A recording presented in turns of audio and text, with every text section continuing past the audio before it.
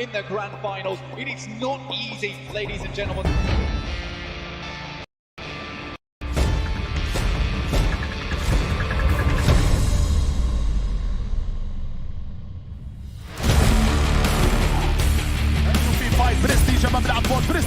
برستيج وفريق يلا سبورتس يصعب بالفوز على اللاعب باندا نوك داون.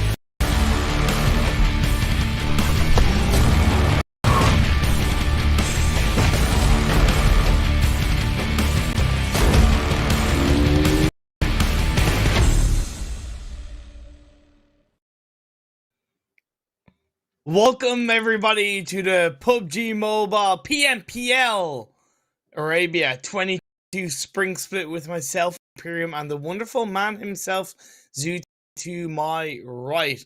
The PMPL Arabia 22 Spring Split is brought to you by the wonderful folks over at Oppo. You can celebrate your winning spirit with the brand new Oppo Reno 6 series, designated smartphones for the PUBG Mobile Middle East and African Esports of 2022. This is League Week 2, and we're into day number 2, Zute. Firstly, how are you doing? I'm doing great. I got some food, got some coffee. It's morning for me, so I'm ready for my morning joys entertainment of some good PUBG mobile action.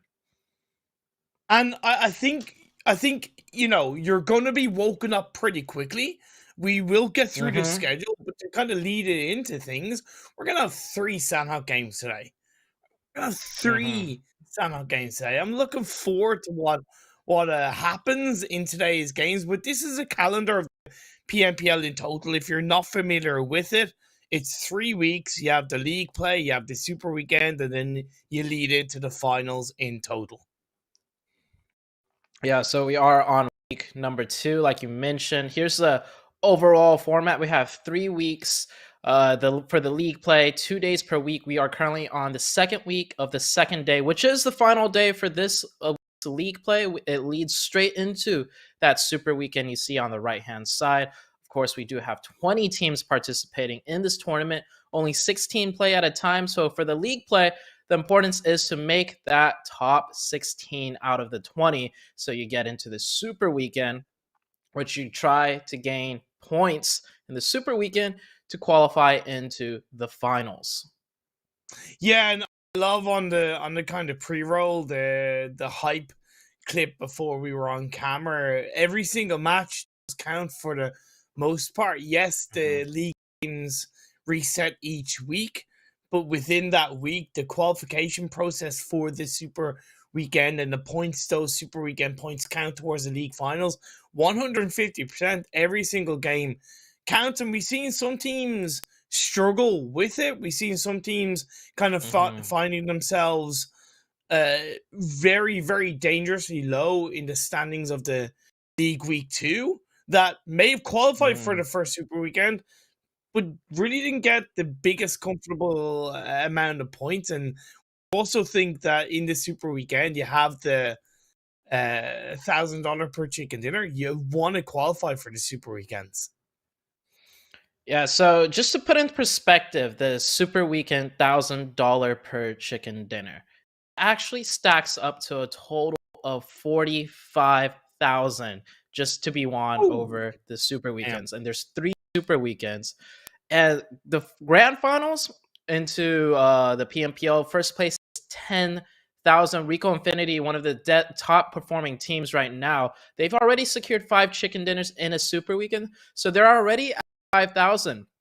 By the time Super Weekend 2 and 3 is over, I would not be too surprised if they have not secured 10,000 for themselves just in the Super Weekend alone. This team is looking so dangerous.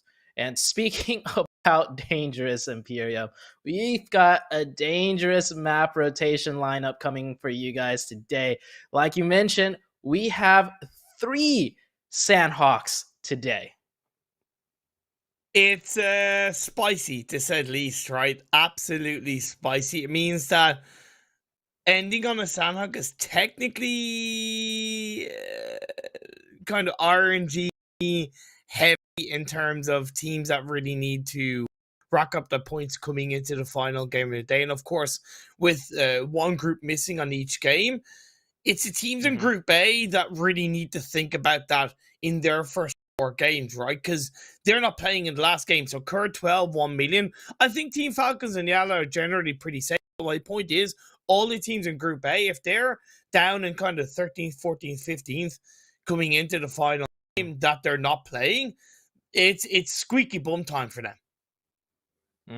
So you mentioned, which teams are pretty safe, and the teams in 13th, 14th, 15th, and 16th need to be a little bit closer to secure their top 16. YaLLa, by the way, is in 15th. But recap yesterday, the reason why we're not too worried about YaLLa is that they closed yesterday's last game in typical YaLLa fashion. They're looking, back on point. So they should be able to make that top 16. It shouldn't be too difficult for them. But there's always a chance.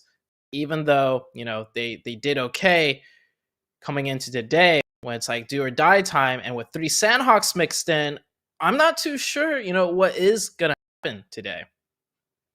Yeah, it is. It's something where I know we're kind of through near the halfway point of the tournament. We do have good ideas of how the teams play, but again, when you're in this league stage and there's a group missing of every single game, it's hard to put a massive emphasis on speculation of how the games are going to go and how the teams are going to perform.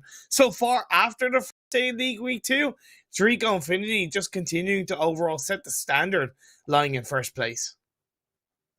Yeah, Rico Infinity just the most consistent team so far out of all the teams playing, not only doing well in the league week, but doing extremely well in the super week too.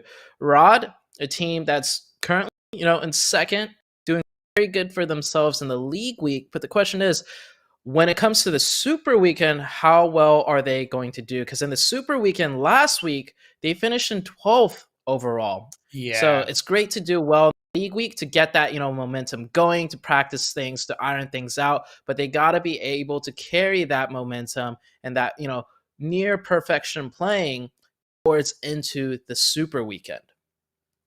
And of course, the Mind Weapon iKURD, to remind you, if you just tuned in today, you haven't watched the PMPL Arabia so far, they did not qualify for the first super weekend. So them lying in third with 53 points, they're already booked in for the first super weekend. So now the question is, do they try and target or 12? Do they try and target Dunak Esports and stop those two teams from making it into the second super weekend? Because if you really think about it, those are the kind of two teams that they really want to shut down. They're the two teams that they really will need to pass points-wise in the second super weekend. And if you look at it, RTG 14th, they're not looking the best.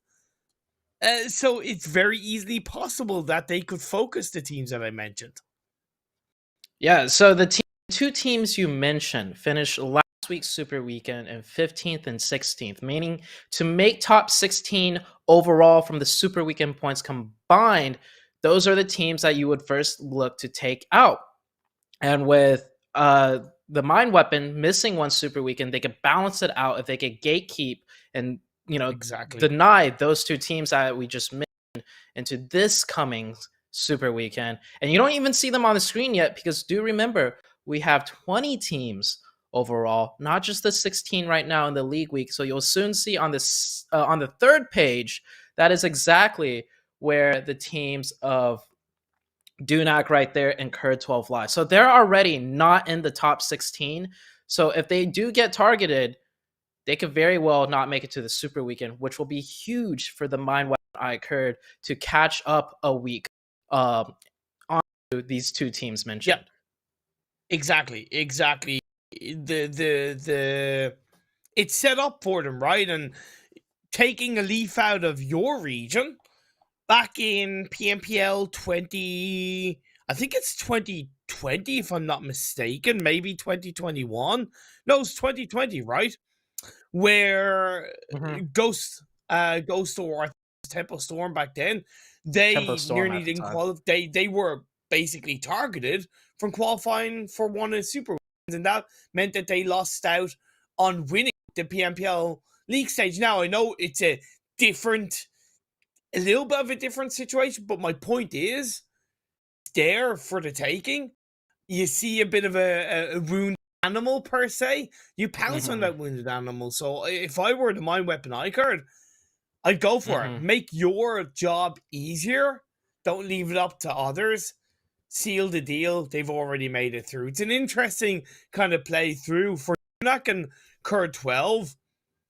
I'm definitely surprised Dunak are performing kind of so poorly overall, because they're a roster of very experienced players that have found a lot of solid success across the MENA region over the years. Whereas KURD 12, I can see why they are struggling a little bit in these games. And with it being 3 maps of Sanhok, targeting should be even easier today, because the map of Sanhok is so small, you could quite literally just drop on any team you wish, and there is a lot of games of Sanhok have been played. VOD review wise, for the team of the Mind Weapon, they could easily target whichever team they wish to. And I honestly think they should, because as good as they are doing, right, they're for sure qualified. The only reason why they wouldn't is they want to polish up, you know, their own gameplay, their own strategies going into the Super Weekend, which I think is fine. That would be a good argument as to why they don't hot drop. But in the long term of things, if those 2 teams make it into the top 16, that means the 15th and 16th place team will get a total of 3 games in the Super Weekend, whereas the Mind Weapon coming in will only be able to finish off 15. Exactly. So that's a 15 games difference. You want to deny those 15 games from those 2 mentioned teams, especially since they're 15th and 16th, respectively, in the Super Weekend rating point. So I really do hope to see this happen today. Yeah, so do I. So do I. Of course, the first game of the day means the Group E games are not. The Group E teams, should I say, are not playing. So the Mind 963, Nigma Galaxy, and Revolution. So we'll have to wait until game 2 to really see if the Mind Weapon are going to look to take advantage. But the first game of the day is going to be on Sanhok. So it is going to remain to be seen if any of these teams have done their relevant VOD review, look to really kind of change things up. And in some way, one team that struggled up until their final game of the day, Zute, was Mind. Out of 23 points they secured yesterday, they only got 21. I hope we see a bit stronger consistency from Twisted Minds in today's games. I think Twisted Minds will be okay, and we'll know very soon as we just head straight into the first match of Sanhok. This is the first of 3 Sanhok games today. I can't stress that enough. This is the first day that we've ever seen so much Sanhok being played. So many of these teams, they've had Sanhok under their belt here and there, but definitely not as often as the other maps we have seen. I will say, I think the Sanhok games have been some of the nicest Sanhok games we've seen it in quite a while. I really do believe that the MENA region have a very solid grasp of how to play Sanhok, and I don't think we've seen too many silly movements. Yes, it's benefited with circles such as this that are primarily on the mainland, but I've generally been very satisfied with how teams are playing this map. Imperium, we have 3 teams in Hot 10 right now.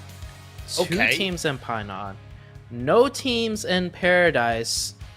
So yeah, I don't think, like I said, we don't play Sanhok too often, and I'm pretty sure VOD review-wise, there was some overlap of teams not recognizing exactly where which teams drops where. So now we have 3 teams in Hot 10. So yeah, to start off the day, a 3-way battle in Hot 10.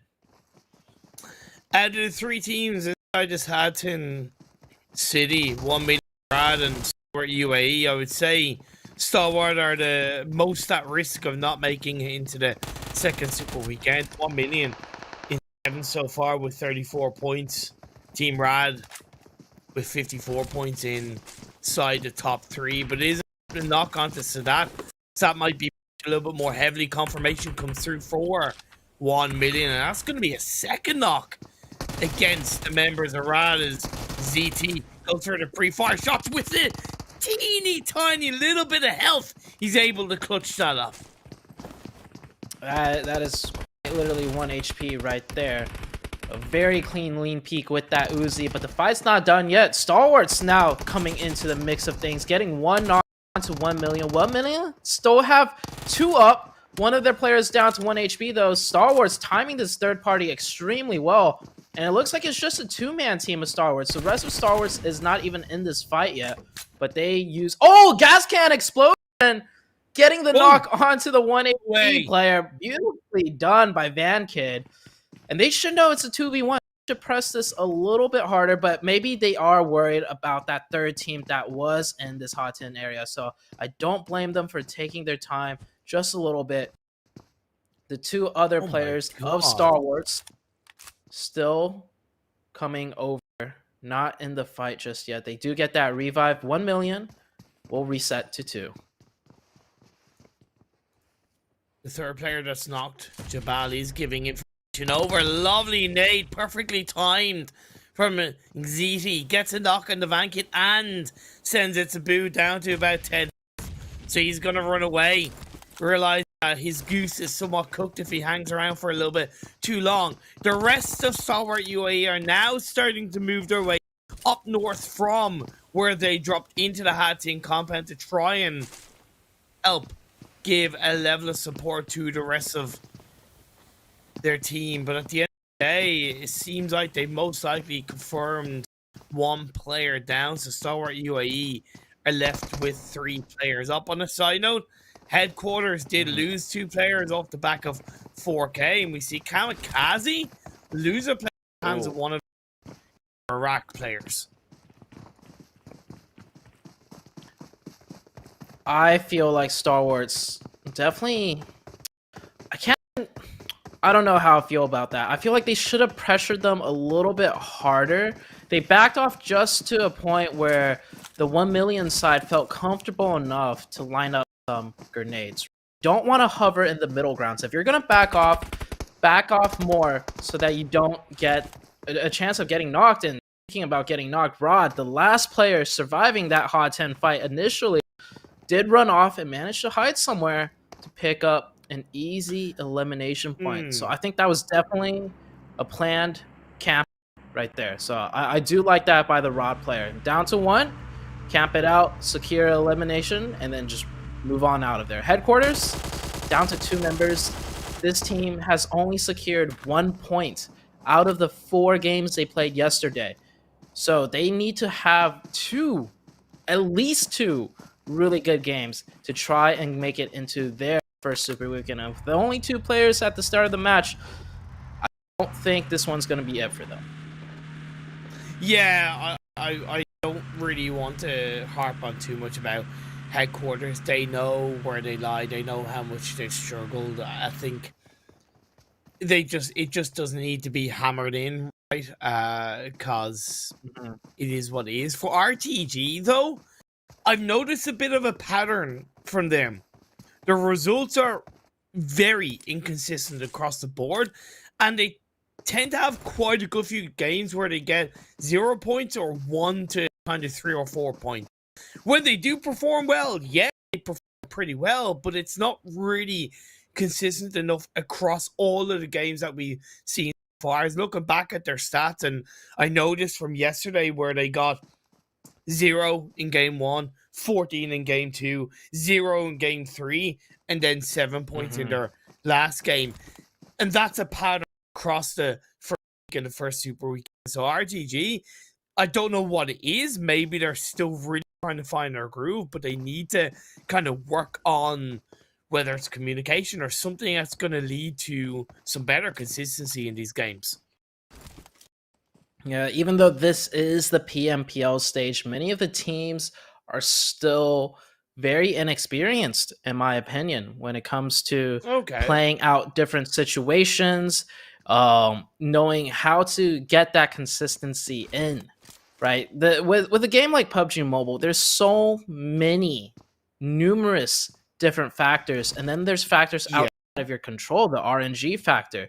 So to be able to finally get some type of consistency down, even if you're a middle of the pack type of team, that's a really hard step to do. It takes countless of scrim hours, countless of different games on different iterations of zones on the different maps, and not just that, the teams you play against, right? They're also a different factor that comes into play depending on the type of lobbies you play against, and which is very evident, you know, coming into the higher levels, like in PMGC, when you're going against the top teams across the world that each have their own unique play style that's been forged in their region. And then you have to clash with that style to see which one reigns supreme. I mean, it's just, I don't, you know, I don't want to be too hard on the guys in PMPL that are playing inconsistent or not doing well, because this is almost like just a small first step towards becoming, you know, a real all-star team.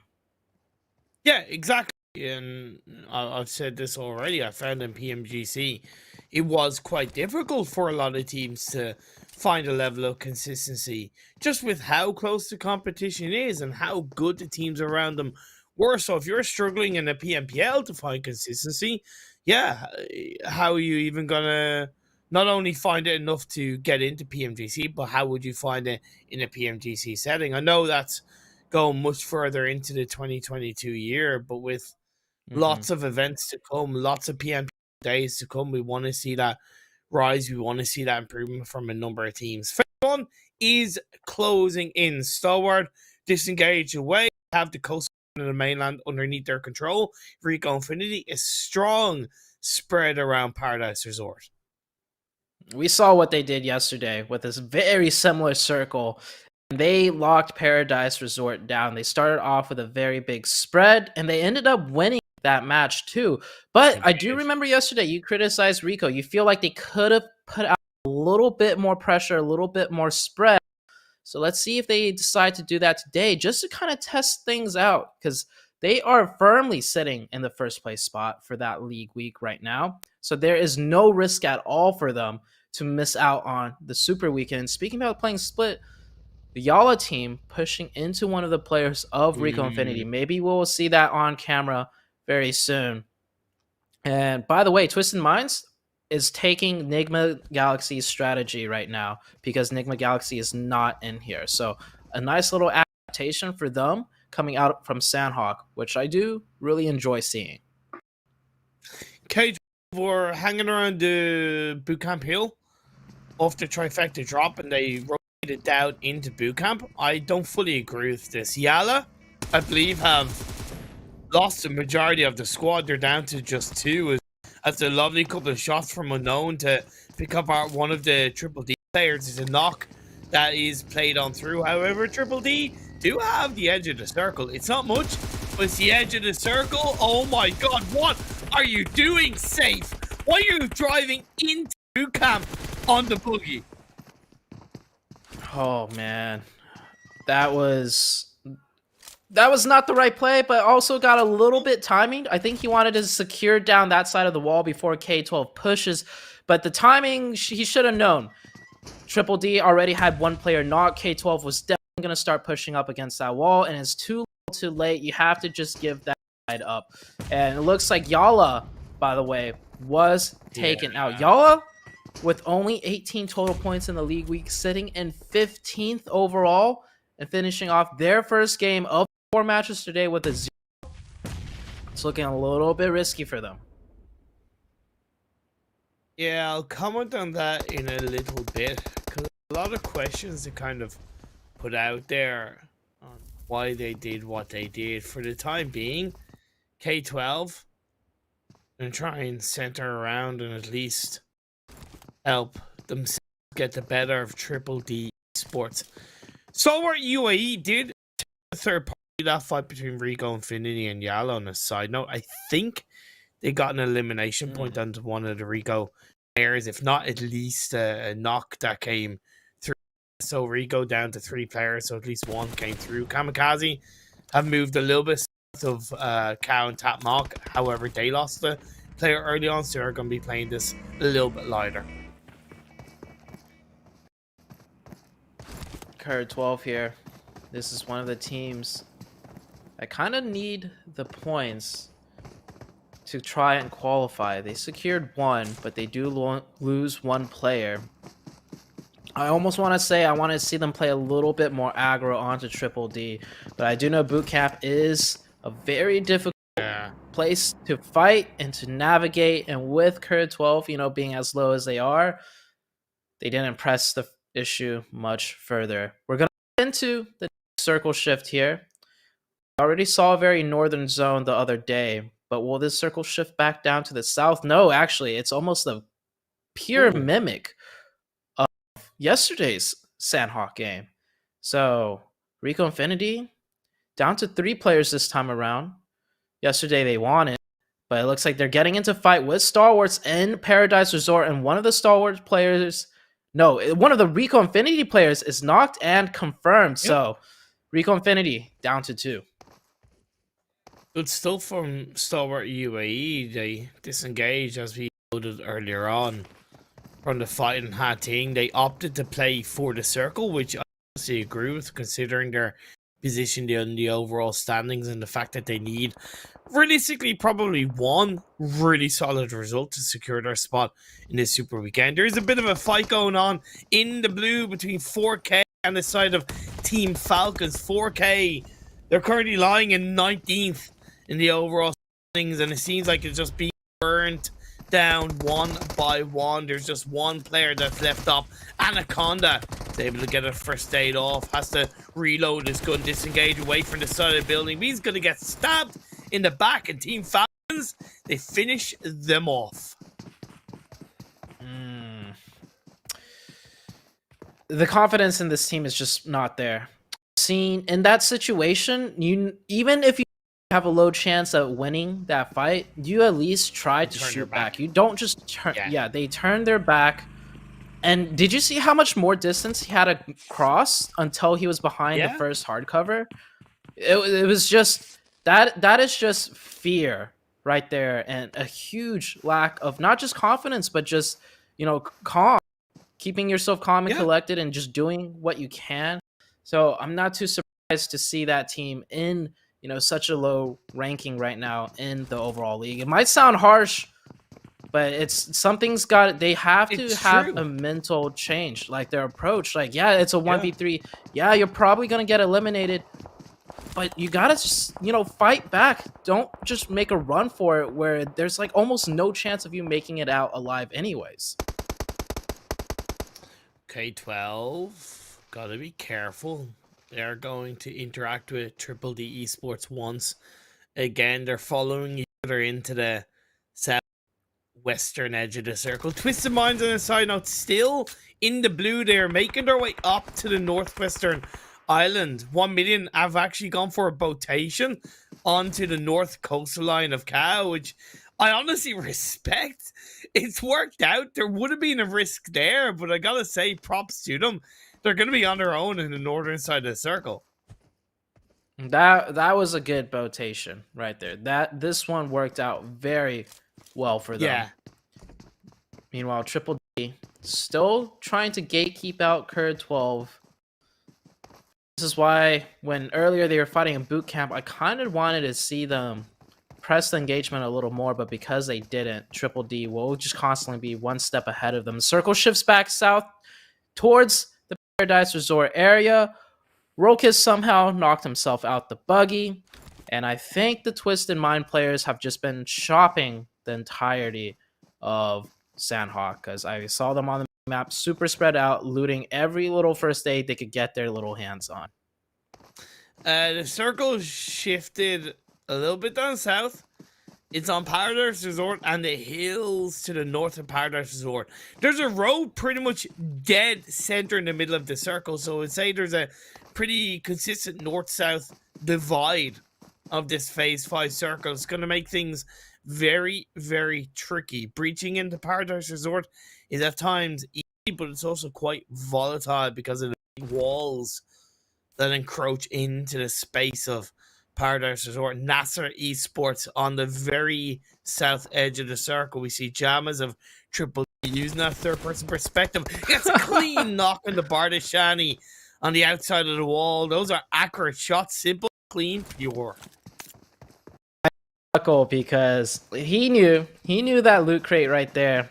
There was a good chance that the KURD 12 player would try to pick up whatever scrap loot was left in that crate. And yeah, baited perfectly right there. KURD 12 down to 12. Or not 12, sorry, KURD 12 down to 2. Imagine KURD 12 having a 12-man right now. I bet that would make them quite happy, as Twisted Minds driving right into the zone right there. Remember, main strategy for Twisted Minds is the med strat. You can see Kato right there with 0 first aid kits, because they already passed everything off to, I believe, Dami. Dami will be the player doing the med strat. So Twisted Minds down to 1. They're pretty much out. But we could see them getting second place overall if they got the Nigma Galaxy strats down on lock. Triple D still taking shots at KURD. KURD 12 goes down to 1 unknown, trying to make his last stand. And Triple D do finish them out. With the help of Stalwart UAE on the northwestern edge of the circle, or northwestern edge of paradise, should I say, that's going to be job done for KURD. But I don't think they had a bad game. I give them a couple of props, but maybe a little bit too slow to move into the circle. They allowed DDD Esports to get ahead of them in boot camp, and that followed them right until the very end. And that maybe shows why a domino effect of cleaning out a team early can be the reason why things are a little bit easier coming into the late game. Yeah, just being a bit more aggressive to pressure them, to make sure they don't just run ahead in front of you either, right? They could have easily kept the pressure in boot camp and had a player kind of scout ahead to make sure they trap them in or lock them in. But the next circle has shifted. We're shifting completely away from Paradise Island, a little bit towards the northwest. Looking at the northwest side, there's only like 2 teams in that zone. So many teams on Sanhok will have to fight in from all the corner edges of the map. Dunak find themselves as a full squad on the side now with 2 eliminations so far. KAMIKAZE, CONQUEROR trying to prone around. We see Rico and Finny go down. I believe NASR Esports pushed them. They were able to work them out.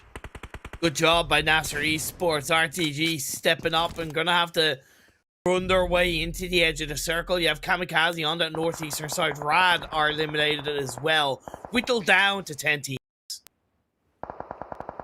This is a slow burn of a Sanhok match. Not the super explosive ones we're used to seeing, but even as slow as it may look, there's just fights happening all around the map. Long distance shots, third-party shots. Everybody's trying to push their way in. RTG forced to prone on their way in, as Dunak keeping 4 up, fighting their way in, clearing out the northwestern side of the circle. That's really good for them. NASR holding the south side. Dunak will lose that 1 player. And KAMIKAZE, the high ground on the north, they got to push down into the rest of the zone.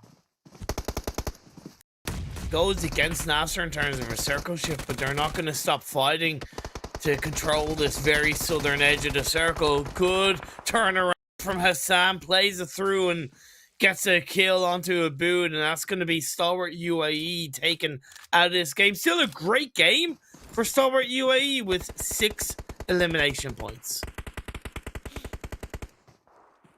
NASR using that little roof side so well. That's going to give them such nice advantage into the coming zone. They don't have like the high ground in play for them, but they do have that rooftop. Dunak 3 will be able to prone into the edge of zone. I like how they're spaced out. They're keeping 2 players on their back to provide supporting sidelines rather than having everybody just prone in immediately and limiting that support line. Gringo down to 1 HP. And runs away from the rock. Gets caught with a stray bullet. KAMIKAZE coming in from the north. It's looking like it's going to be shaping up to a KAMIKAZE versus NASR finish. I appreciate what Dunak were trying to pull off in that spread, in that split, but feels like they took off a little bit too many fights. Twisted Minds down. Dami can't survive too much longer with those heals, and 6 teams are left up. RTG J9, last gasp chance for RTG. Grows of KONQUEROR is healing in the blue. Last of Team Falcons is healing in the blue. J9 gets found. He gets taken out. KAMIKAZE 5 eliminations and counting. KAMIKAZE with the man disadvantage, but with the position. Oh, just as I say that, NASR gets another one. They need that trade, picking it back to a 2v3 situation, trying to go for that confirmation. Oh, what is that player? Oh, no, barely making it down. Barely. My God. Hassan, I feel like he needs to start getting a little bit louder. I think he needs to try and shut down that. There you go. Just as I call, he stands up. He peeks. And he's able to find a knock. Dunak are eliminated.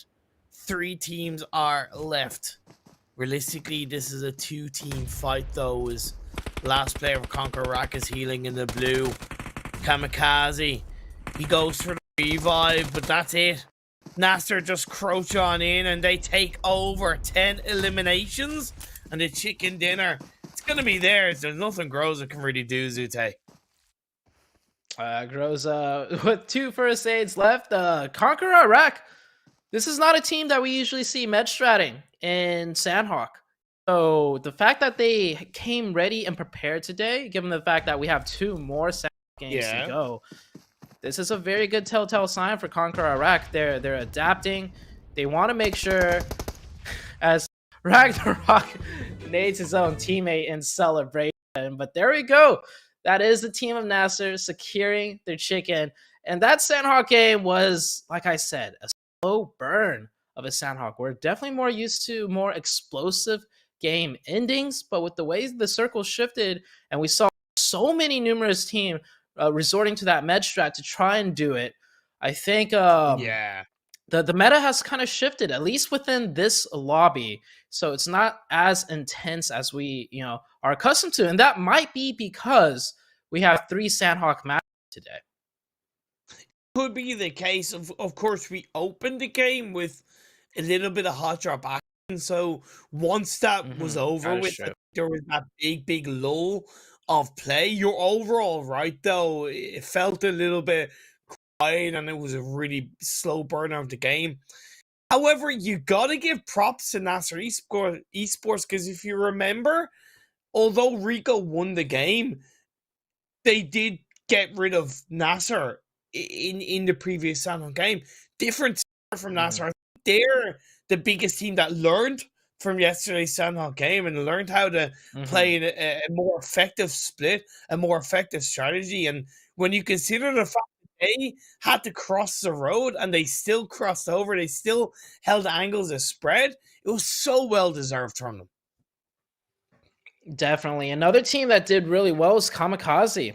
This team did extremely well in the Super Weekend, right? And then coming into the league stage, I do believe they're 5th overall. So just keeping that consistency, keeping that performance up and running. And Dunak with 13. Yes. CONQUEROR also with 13. That is a huge game for Dunak. They needed those points to break into the top 16 because they weren't even sitting in the top 16 yet coming into today. So Dunak, maybe not the team that the Mind Weapon wants to target. Yeah, exactly. Dunak, they took advantage big time, and honestly, they played on that West quite controllingly. Like I mentioned, maybe they bit off more than they could chew and trying to control KAMIKAZE's angles and NASR's angles, but I still appreciate the effort they pulled out. RTG, it wasn't a sparkling game, but 6 points are and it adds to the 21 in total they had coming into today's games. For 4K Esports, though, KURD 12, and of course Headquarters, and even YaLLa, it's a very rough start for them in day 2 of League Week 2. YaLLa looking a bit shaky right now. Not the best of starts, but it is an experienced team. I don't think they've been under this much pressure, though, as far as, qualifying for a Super Weekend. So we'll see how that shakes their resolve. KURD 12 with only 2 points. That puts an even bigger target on their backs for the Mind Weapon. And we keep talking about the storyline, but we're not even sure if the Mind what their game plan is. They might not be looking at the results of other teams at all, and they're just going to do their own best into the Super Weekend by just focusing on their gameplay, what they want to do for their own plan for the second day of the league. So we'll see very soon in the second game coming up. I do believe these teams may be playing in the same lobby because we do have alternating groups, which does, kind of throw a loop into things for some of these teams. Yeah, and that's the thing. The iKURD technically have they've two options in today's games. They can use the 4 games they have to practice their own strategy, practice their own playstyles. It doesn't matter if it's Sanhok majority maps or not. They still have the 4 games to practice, to prepare, to find different movements, just to find their feet a little bit more coming into the second Super Weekend. Or they have the opportunity to try and shut a team down. So the question to you is, if you were in the Mind Weapon iKURD position, what would you do? Would you target, or would you use the opportunity to practice? I would definitely target. I would go for the target because practice is good and all when you're on equal footing with the teams you're going against. But for the Mind Weapon, they will simply not be on equal footing because they missed a Super Weekend. They missed 15 games worth of points. To kind of level out the playing field, you have to go for that targeting to stop a team from qualifying. Otherwise, if both of the teams, are on equal standings, then yes, practice your own strategy because that's the best way to probably, get that consistency in terms of gaining your own points. But since they're so far behind already, you got to knock them down. You got to target the team, keep them from missing or keep them from into a second Super Weekend. Exactly. I've already made an example of Ghost Gaming or Tempo back in the day. Another example, obviously, is going all the way back to early 2020 when Navi hunted down Kanina Power in the final game of the EMEA Championships, and initially stopped Kanina Power from qualifying for Global Championship. I believe if my memory serves me right. And they did what they needed to do because they knew that eliminating a team such as Kanina Power at the time would technically make things just a little bit easier for them. And that's exactly what I'm with iKURD. I know we've kind of gone into it as the Oppo moment is upon us, but to me, it's the biggest narrative coming into today's games. Yeah. Taking a look at the Oppo moments, there was quite a lot of fighting, but it was like, I'm noticing it's just like maybe 1 or 2 players get finished here, and then they have to go around to the other side. Another player gets finished there. So a lot of small engagements that never really broke out to a big fight. So I guess that's why it was quite literally a slow burn. Teams were just getting fizzled out through the entirety of the Sanhok match until towards the late game. There weren't many teams left, and if there were teams left, they didn't have much power to work with. So, I mean, except for NASR, they had 4-up the entirety of the Sanhok match, and we saw right there getting a little wow. They're literally playing dodgeball with each other. You love to see that. You love to see that NASR having a little bit of fun with it. Definitely a good thing for a team to have a happy mood. You know the game Hot Potato? No? So the game Hot Potato. The game Hot Potato is where you have a very hot cooked potato and you pass it to someone else, and they obviously it's very hot to hold on to. So hold on. Imperial. Yeah. I know the game Hot Potato. I think my computer was playing a little bit of a Hot Potato itself. I had a little bit of a lag issue right there. The second you mentioned Hot Potato, my PC's like, oh, that's me. Being a potato. Hopefully my connection stables out right there, so we don't have any of those, any more of those little lag interruptions. And speaking about lag interruptions, we got a small break coming up for you guys as I check on my PC to make sure everything is fine and dandy. So don't go anywhere. We'll be right back with match number 2.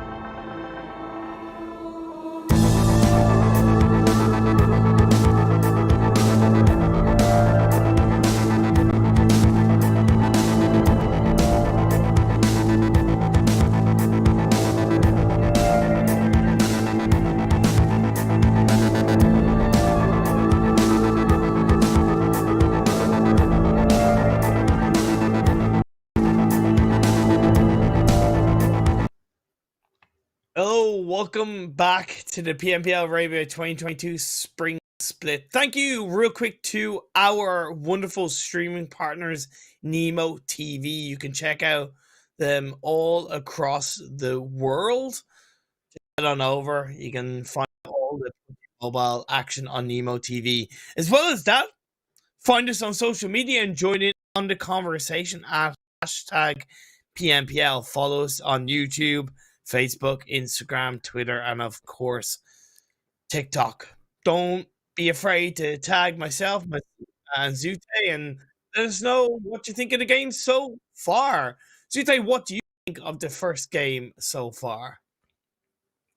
I think the fact that we started off the day with a Sanhok versus, the typical Erangels, it kind of did affect the way the teams play. Like, we saw they weren't, to put simply, warmed up yet. There was not many just straight on dedicated fights. There were a lot of kind of scraps where we lose a player here, we lose a player there. And it wasn't like a lot of explosive 4v4 fighting. And another thing is we saw 3 teams drop in HOD 10. So with the fact with this group in particular, like this rotation of playing, I don't think teams were really expecting or knowing exactly where everyone dropped either. So we had that interesting altercation for the start of Sanhok. But it being, a Sanhok day, and we're going into an Erangel, I think by the time we hit the 3rd match of Sanhok and into the 5th match of Sanhok, we're going to go back to seeing, more of a decisive type of gameplay from teams on the map of Sanhok. I can tell you, even though we don't have the overall standings to show you at the moment, Dunak have, for the time being, jumped up into the top 16. They still, of course, 3 more games on their side to secure their spot, but it's a good start for them. With a new game, we're going to have Group D not participating in this second game of the day. That means Rico, Infinity, KAMIKAZE, DDD Esports, and Stalwart Esports UAE are out here, and it means, of course, we introduce the Mind Weapon 963, Nigma Galaxy, and Revolution. So once again, the main narrative, the main story of the day, what is the Mind Weapon iKURD going to do? Hot drop? A little bit of spiciness? Take down Dunak, maybe? Take down iKURD? Take down even 4K? Or will they just play their own game? I want to see the ladder, man. I really want to see that hot drop. I want to see that fight for the Mind Weapon to be like, hey, we're taking you out. We're going to this super weekend. You're not. Yeah, take that hall pass away from them, right? It's no longer theirs. And they have to start from the very beginning of this first match and probably keep it up for the rest of the games, because to break into top 16, all you really need is 1 or 2 decent games. So if they don't take it upon themselves now and let that team, gain not even a good game, but if that team were to gain just 7 points, 8 points, that's a lot of points when we're talking about only the entry of barrier to top 16. So it's pretty much now or never. If they don't do it now, I don't want to see them try and do it later on in the rest of the games, because then that's just not, committing to a decisive plan. And now we're on to the second match. We're starting off with Erangel. We started off with Sanhok. I'm so used to saying starting off with Erangel, but that is not the case. Flight path a little bit skewed to the western side, going from the south to the north, cutting into Saverny. Normal drops for 1,000,000 as they head to western coastal line split. KAMIKAZE will have KAMIKAZE aren't playing in this game, my apologies. Revolution gonna have a free rotation to Military Island for their split drop. Conqueror Iraq also gonna use Ferry Pier, and they're split pretty nicely in this game. Interesting to see how Twisted Mind are gonna play on their drop, because it is always a little bit trickier when it's on that western plane path and you like to farm. I think what's good for them is that Stalwart UAE aren't playing in this game. They normally like to go to Milda, so technically that pathing on the farm is going to be a little easier for Twisted Minds. I see the Mind Weapon doing their typical split right now, so they are not committing to targeting which is somewhat of a letdown, I'll be honest. The circle, though, definitely not a letdown, as we do have some military-based action potentially coming into play. We'll know in the subsequent circle shift exactly where we're going, but the Mind Weapon deciding to just stick to their regular game plan and do their regular splits and drops. They could have targeted KURD 12, as you could see from that path. Very easy to stretch into that North George Pool area with the KURD 12, but we'll be seeing that. And if anything, I don't think we'll be seeing any hot drops. Everybody just minding their own business. Lead trying to get picked up, though. This could go terribly wrong, as they're kind of in the middle of a 2-2 split from the 4A side. This is kind of, not gonna lie, there's some weird splits going on between Team Falcons. They know the RTG like to kind of go for that split drop around Rotok Yasnaya. 963 as well. Their split is really interesting. Two of them in Potato Hill, and the other two around kind of the east of Rotok / school and apartments. Luckily, all teams have survived, but I've just found it a little bit weird that we've seen some unorthodox splits in this game so far. Yeah, I'm just as puzzled as you are looking at the mini map. The plane path was kind of heavily skewed to the western side, though, and dropping for cars going towards the east, especially around like the center of the map, gets a little bit tricky, because you don't want to drop, you know, in the school area for a car. You don't want to drop too close to Pachinki for a car. And that does mean, and including Rozhok too. You don't want to put a car around the Rozhok area, because teams commit to those areas for loot, for weapons. So you're kind of forced to stretch even further, and further past that, there's like just very limited car spawns. So I think that does explain why there's like that initial weird splits from teams trying to stretch towards the eastern side for vehicles. But everybody does make it safely to where they want to go. We will start off this Erangel match with 64 alive, and I don't think anyone's going down for the next couple of minutes. Everyone just looting their merry way.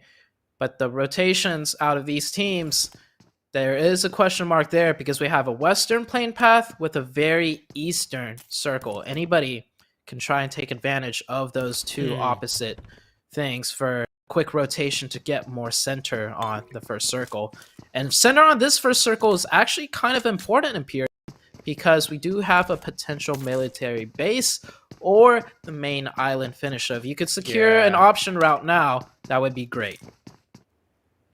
Well, Twisted Minds, they loot around farm areas, so they're primarily in a good position to lock down the central area of this phase one. A bit of adaptation from a couple of teams in their drop spots, with Group D not in this game. So Rad have gone to Severny, normally held down by Rico. 4K have gone to Gaka, normally held down to by KAMIKAZE. Let's see how this game works out for both of these teams. We've played so many more Erangel games that, the teams are much more familiar with each other's drops on Erangel and filling straight in, whereas on Sanhok, we had 3 teams fill into Hot 10. So the map order and the amount of games we play on each different map is affecting the teams. NASR, I'm looking at the mini map right now, have a 3-1 split. One of the players still left in the school apartments area. The other 3 heading kind of close to the bunkers already. Maybe, I think they're just trying to secure an extra vehicle, as I do see the rest of the NASR players heading back to school apartments with 3 individual vehicles. If you could have level 3 helmet or level 3 vest in game, which one would you choose? Ooh. I've never been asked that question before. That's a really good one, actually. I would have to go with the level 3 vest. I think most close range fights do end up, your vest gets targeted more, including long range fights too, like with the sprays. Players are definitely more keen on spraying at the body since it just has a larger hitbox. So I pick the vest over the helmet. What are your thoughts on that? Obviously, I try not to apply too much context, but I would say level 3 vest as well for the same reasons. Suppose if you're going deeper in a more competitive level, I would probably pick level 3 helmet because I think more competitive players are able to target the helmet a little bit more accurately, right? But generally speaking, yeah, I'm with you. I'd go for the vest. Yeah, as you do move higher tiers into the competition, even in close range, players have a much better crosshair placement for that headshot. So you're more likely to get headshotted. But even when I was competing back then in those close range fights, I would notice it was mostly my vest that would get damaged. It might be different now, as the years go on, teams do get better and better mechanically, and they do start forming better and better habits when it comes to, taking certain engagements where they put their crosshair. And for the people that don't know what crosshair placement is, it's quite literally just wherever you're aiming, you have a conscious effort at aiming at the head level before you see the enemy and before you take that close range engagement. And it's very applicable to TDM, TDM angles, just very dead set in stone. Players get very comfortable knowing exactly where the head level is, but that can also be applied into these competitive games as well. And the highest players of the highest calibers will be able to utilize that pretty effectively.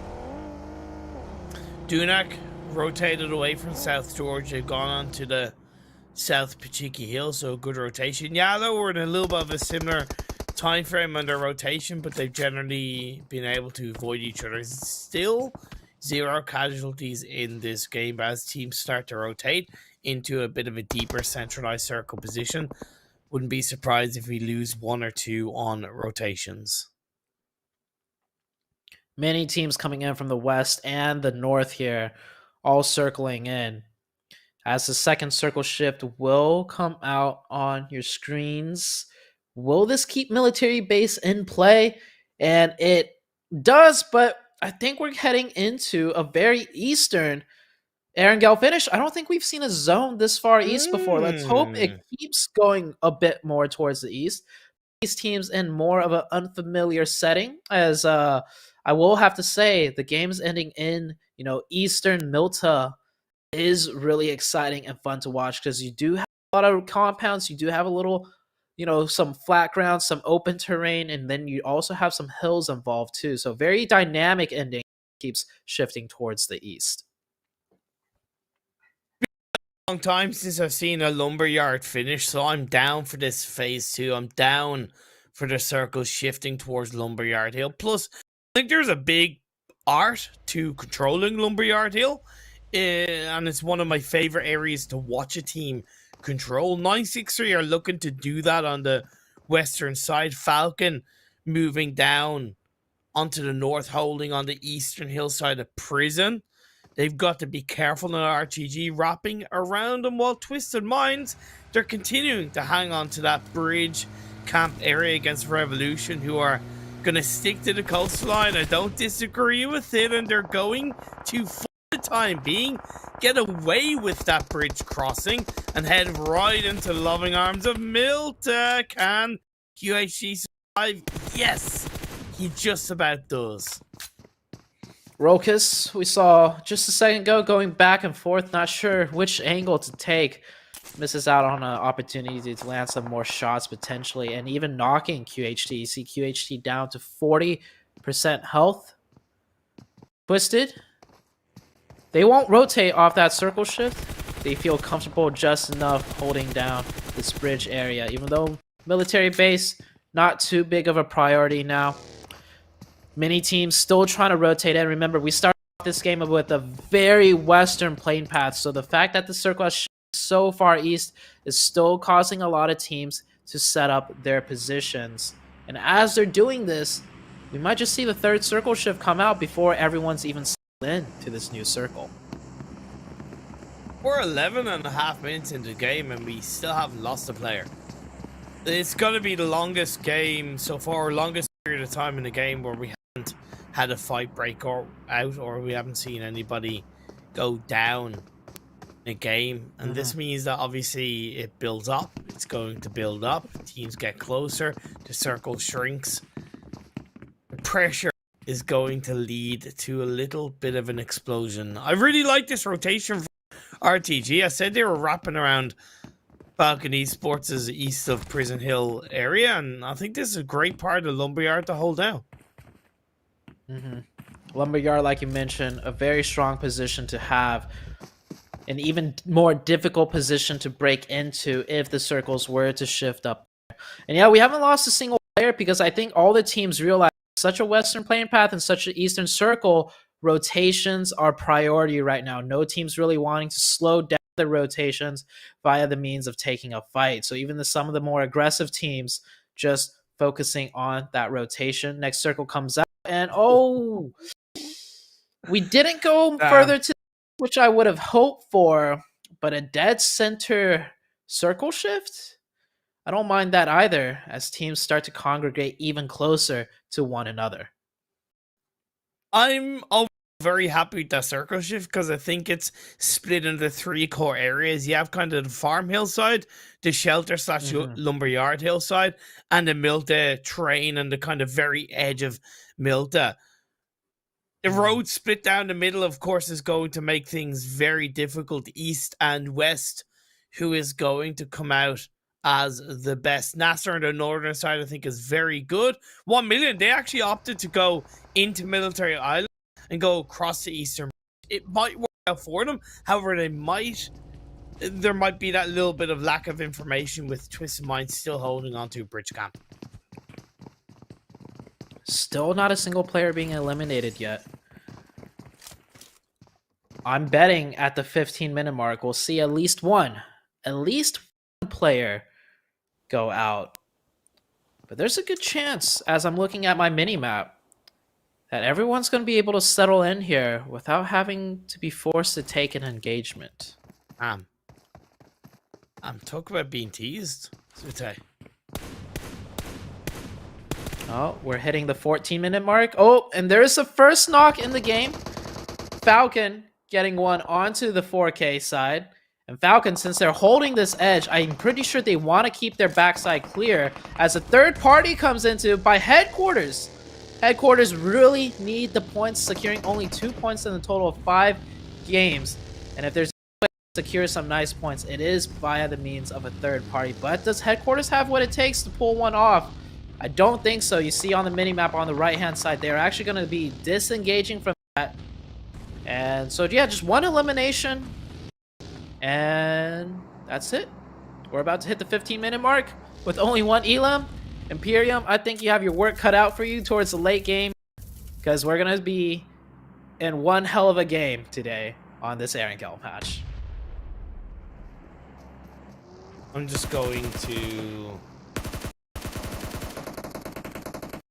gonna wait out. I'm biding my time. I'm hoping that my voice is going to stay alive for what's about to come on through.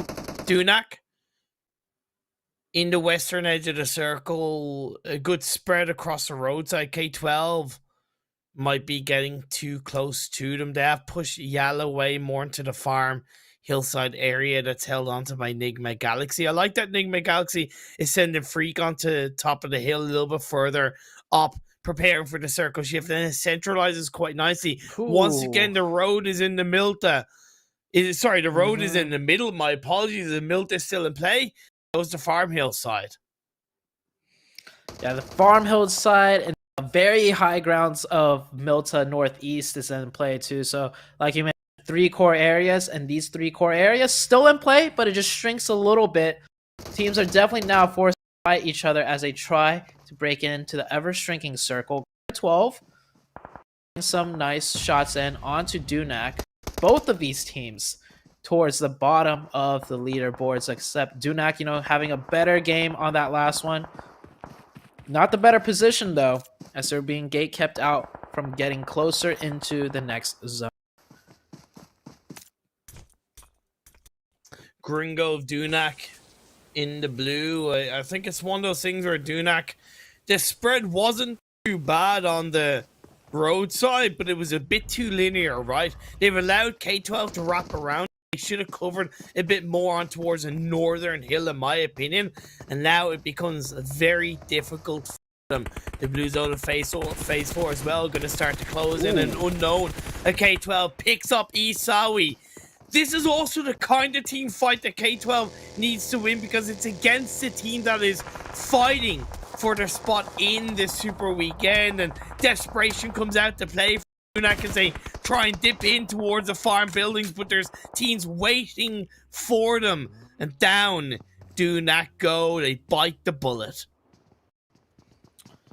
That rotation was not a good one.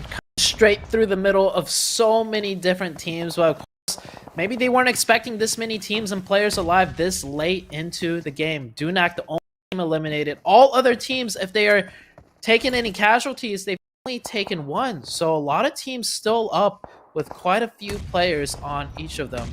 Mine's doing a 3-1 split. I see Kato all the way down south, still holding that Milta area, but he's holding a compound that provides oversight onto this toll booth location. So I actually really like this 3-1 split. It's a haven't seen this one before, but I think it is beautifully done. Exactly. The bold move, Cotton. Let's see if it pays for them. I think they're being very proactive on this toll booth area of the road. They got to be careful. They could get a attacked engaged upon by either side, so covering both angles is important. Having that oversight might be able to allow them to get just like 2 to 3 extra seconds of information, which they'll be able to react to. Nade being cooked by Caliga. He throws it out, moves back away. Good movement by KONQUEROR. Doesn't hurt to throw an odd nade here or there, just to slow the team around you down. But that's going to be a couple of shots on Kato. Yep. The off-angle support player does come out and is an impact.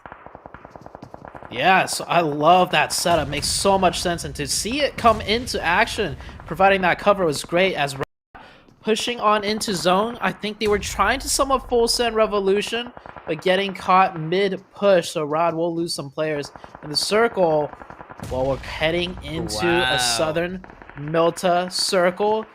Want to see it, what Twisted Mind here does. They definitely can't hold that big of a split. Well, maybe they can, but it looks like they're going to group up as the rest of the fights all start breaking out on the northeastern side. NASR taking a huge one with RTG, and RTG are eliminated. NASR up to 5 eliminations and losing only 1 player. Good stuff by NASR Esports for 4K. Gonna continue to send it in and look for another elimination to Revolution. Happy days, but the other 3 players of Revolution are just gonna send it in to the north edge of Milta, where the likes of headquarters are waiting to strike 1,000,000 as well on that eastern side. NASR Hamco looks in the distance down the bottom of the hill towards the members of 4K. 1,000,000 trying to protect their compound against the players of Rad.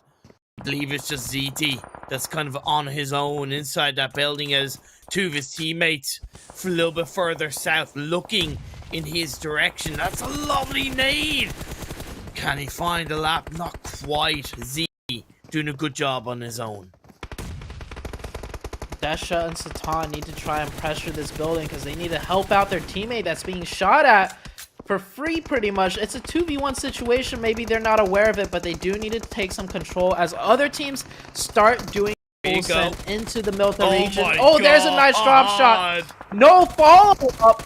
The follow-up definitely stagnated out. Going for a second drop shot, and Satan will get the trade, but his teammate is already knocked and thirsted. Back and forth, Zakaria goes, and Satan going for a drop shot himself, getting a 2-piece. Bit of a, not gonna lie, bit of a dirty fight overall. Both teams making mistakes. Satan is gonna come out as victorious. Team Falcons 963. I believe this is the build that was held onto by 4K Esports. No, that was a little bit further up north, but Falcons take down 963. The Burning Mollies the death, the destruction. They're inside the circle as you switch on over to the western side. The mind weapon iKURD, one team that we asked were they going to target a couple of teams down at the bottom of the rankings. That was not the case, but they are going to fight against Nigma Galaxy in for control area of this circle. Rank is in the blue. He's further away. Nabo under a hell of a lot of pressure. S-Rod getting third party by Twisted Minds. 2 players knocked, 2 players left as Nigma Galaxy, they go down. Look at that spread by Twisted Minds and Milta. They have stretched so far apart from each other that they're quite literally third-partying everything on the southern hemisphere of the zone. You saw one of the Twisted Mind players just take and knock a third party onto the mind weapon. And I do believe Kato is the eastern side and the Milt area. So, ooh, absolutely love the way this Twisted team is looking as KONQUEROR Iraq. Zone has shifted. They're going to try and press the advantage on high and press in and eliminate the mind weapon. There you go. The fight breaks out, but S-Rod, he got knocked earlier on, but he's going to make that second chance count. It's going to help take down KONQUEROR Iraq. That was a 3-piece, I believe, from S-Rod to keep the mind weapon iKURD alive in this game. He is running out of time. I don't know how many revives he's going to pull up. That was a great clutch. We're down to 21 players in a blink of an eye. Circle has shifted up north, so it's going to go towards the hillsides of Milta. The toll booth still in play. That's most likely where the Twisted Minds will go, as they have kept all 4 members up, and not just keeping them up alive, huddled around the building. They have been very proactive in spacing and pressuring teams out, weakening numerous teams all across their side, so they'll get a nice entry into the next zone. The mind weapon, by the way, get a full reset. They had only 1 player up and 3 players knocked with the blue zone closing in, but they have enough time to get an entire reset. That's huge for the mind weapon. I still can't believe the mind weapon was a team that did not make it into the first Super Weekend, playing so well. They're going to have to take that fight with the Twisted Mind, the only other 4-man team left alive in the lobby. Crocus. Bullet. Tick here, there, and everywhere. Finding the last players of 4K. They want to cover one side. This is where it becomes quite difficult to hold down either side of this toll booth region. Once again, though, Kato is staying in the back line. He is looking to be that support player. He's not in the best position to do it, but he is going to be able to give information from a further distance to make sure that the back of Twisted Minds are covered. Lovely molly by Dami, I believe, to keep the mind weapon iKURD down underneath the ground. And on the other side of those buildings, Team Falcons in the northern edge of the circle. We have 4 teams left up. Nabo of the mind weapon iKURD finds Erangel, gets a knock, but is going to be traded in return. Ooh. We saw both teams put 1 player on the off angle, but Nabo will get knocked and confirmed, whereas Kato will be able to get revived. So the Twisted Minds coming out ahead right there. Circle, though, shifts up to the north right into the arms of Falcon, and the Falcon team holding a beautiful compound. I think I saw at least 6 cars parked out front. So the Falcon definitely throwing a house party here and wanting to invite more people over to join that party. But I don't think it's a party these other teams would be too privy to want to join. Maybe Twisted Minds could do something, though, as they are still a 4-man team. Gets knocked to the play zone, unfortunately, is not something you want to see. Leaves the mind weapon iKURD as a duo, and Team Falcons going to help the members of Twisted Minds to help get rid of the mind weapon iKURD. We have 3 teams left up: Twisted Minds, Falcons, and Headquarters. I believe this is the very first game in which Headquarters is at the late stages of. Good to see. Oh, yeah. The big journey ahead in the final games of today. I mean, they've secured only, like, I think 2 points in 5 games. Maybe 3. So, yeah, definitely their best game yet. All regular league week long. is slowly starting close. Twisted Mind has vehicles and smokes to work with. There's not much cover. It's all flatlands. Maybe they have enough to stall out one more zone. Or are they going to commit for that full send push? They are indeed going to commit for that full send push. Oh, they got to be careful, though. And they connects onto Rokus. Keeping one player in the back line is positive, but Vigor sends it in. Dami is going to take down Never Alone. Yusef jumping out of the building is a positive thing. Will headquarters look for a party? No, they will. Yusef finds another. Vigors goes down as well. It's gone horribly wrong as Twisted Minds are left with just Dami left alive. Headquarters on the other side. Gonna look to get the revive up onto their third player. It's gonna be easier said than done. Rokus. There you go. Out. Like I said, Twisted Minds left with just one player up. Falcons. They have just a duo. Headquarters got zone. Imperial. Headquarters got that new circle shift. I think they're They right do. in zone. And look at that. They have a small ridge line to work with, too. The Falcons have to take out Twisted Mind's Dami. And that's this. Oh, okay. That's a clean one. So we're down to a 2v3 situation. But hold on a sec. Headquarters is actually pushing. And one of them get knocked. It's a 2v2. Why push? Why push when you have the circle? You have the dip. It's so vicarious playing in towards the side of the building. However, we've got to give respect to headquarters, right? So many other teams will play a little bit passive. It might be calculated passiveness by headquarters. They're looking at this going, we're not used to this. We're not used to being here. But look at last on the roof of the building. 9,000 IQ play. Will he jump down and get the backstab? His spidey senses are tingling. He's also able to distract players of headquarters, confuse them a little bit, make those audio sounds and make headquarters wonder exactly where they are. I thought Yusef was going to head up on towards the roof. I think that's going to be the case. Phase 8 is getting towards the end. Come on, Yusef, you can do it. You can do it. I believe in you. Make it up on towards the roof. Well, headquarters, they got into the side of the building, but they haven't really done anything about it so far. Now on to the comfort. Nice play by headquarters. Albi moves around, takes a bit of damage. Enemy turns around and gets Yusef. 1v2. Last is going to be in the moment. He's going to get one knock. One towards the V1. He's going to cook it up. Team Falcons with the chicken dinner. Oh, dang. I saw what headquarters was trying to do there. Their player was stuck in the room. The other player was going to go for that flank, but the heads up thinking by the one remaining Falcon player was a 1v2.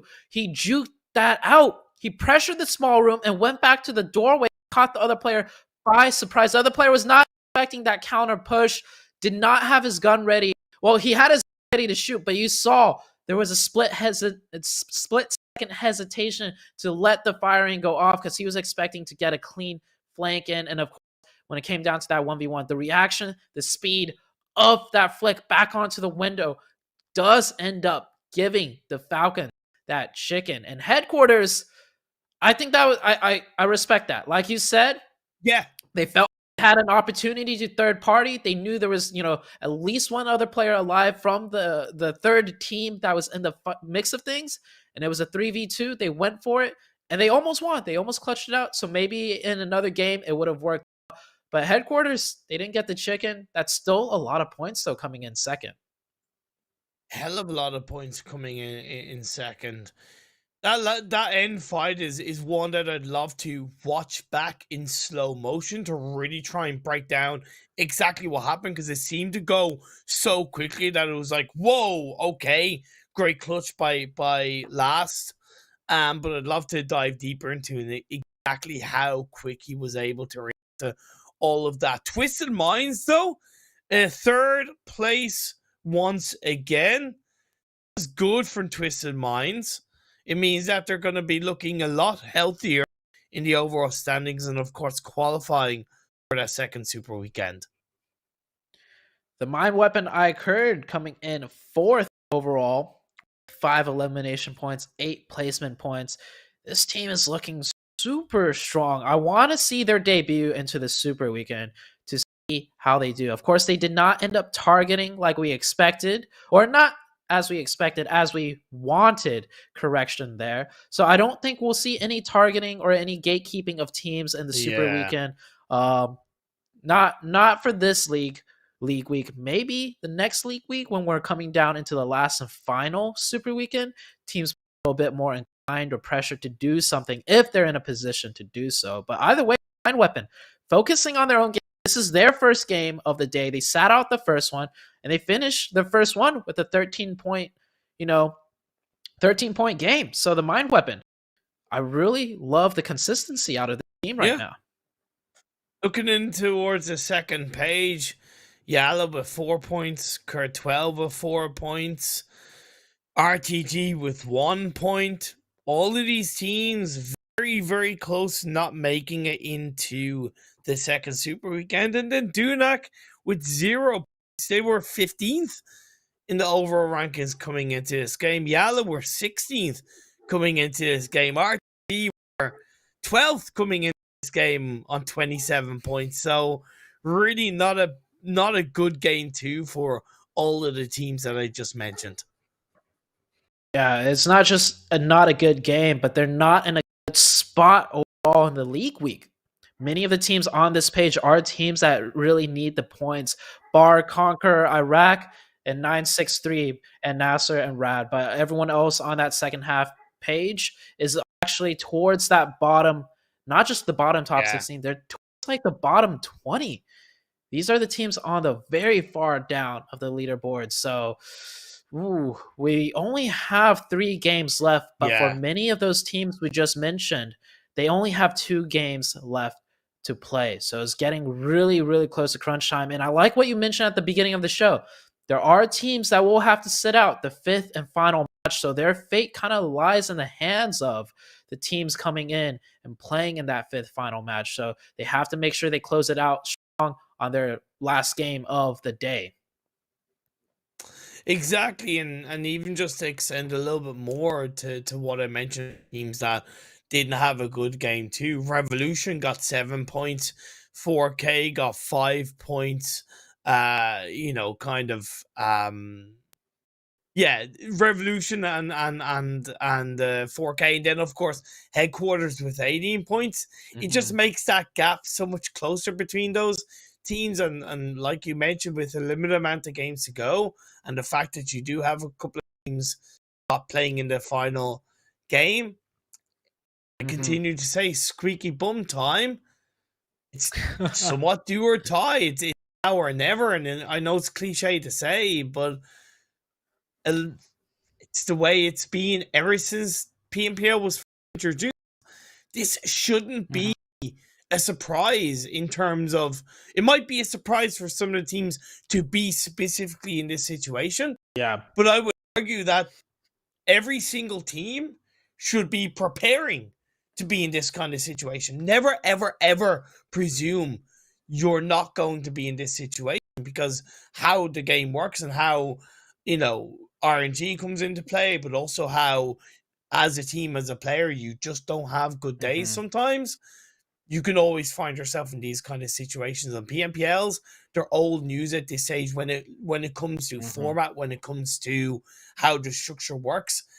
So with a couple of games to go, I expect every single one of the teams towards the bottom to give it their all.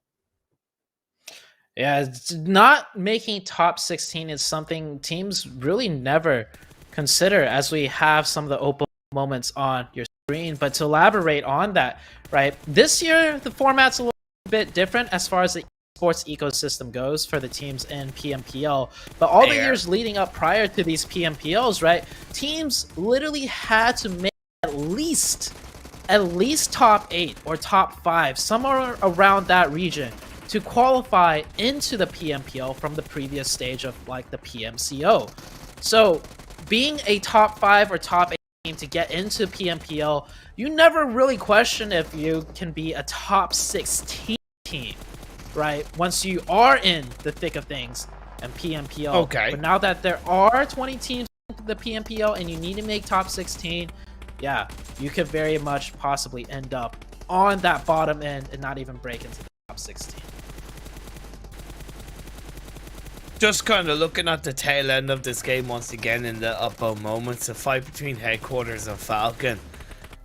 Great play by Last to turn around and get the flick onto the final Headquarters players, but I have to highlight, you look at Headquarters and we've seen how much they've struggled in yesterday's 5 games. They scored, what was it, like 4, 6 points or something like that. Either way, yeah, sorry, 1 point. They scored in 2 5 games. They scored 2 points. Yeah, 2 points in 4 games.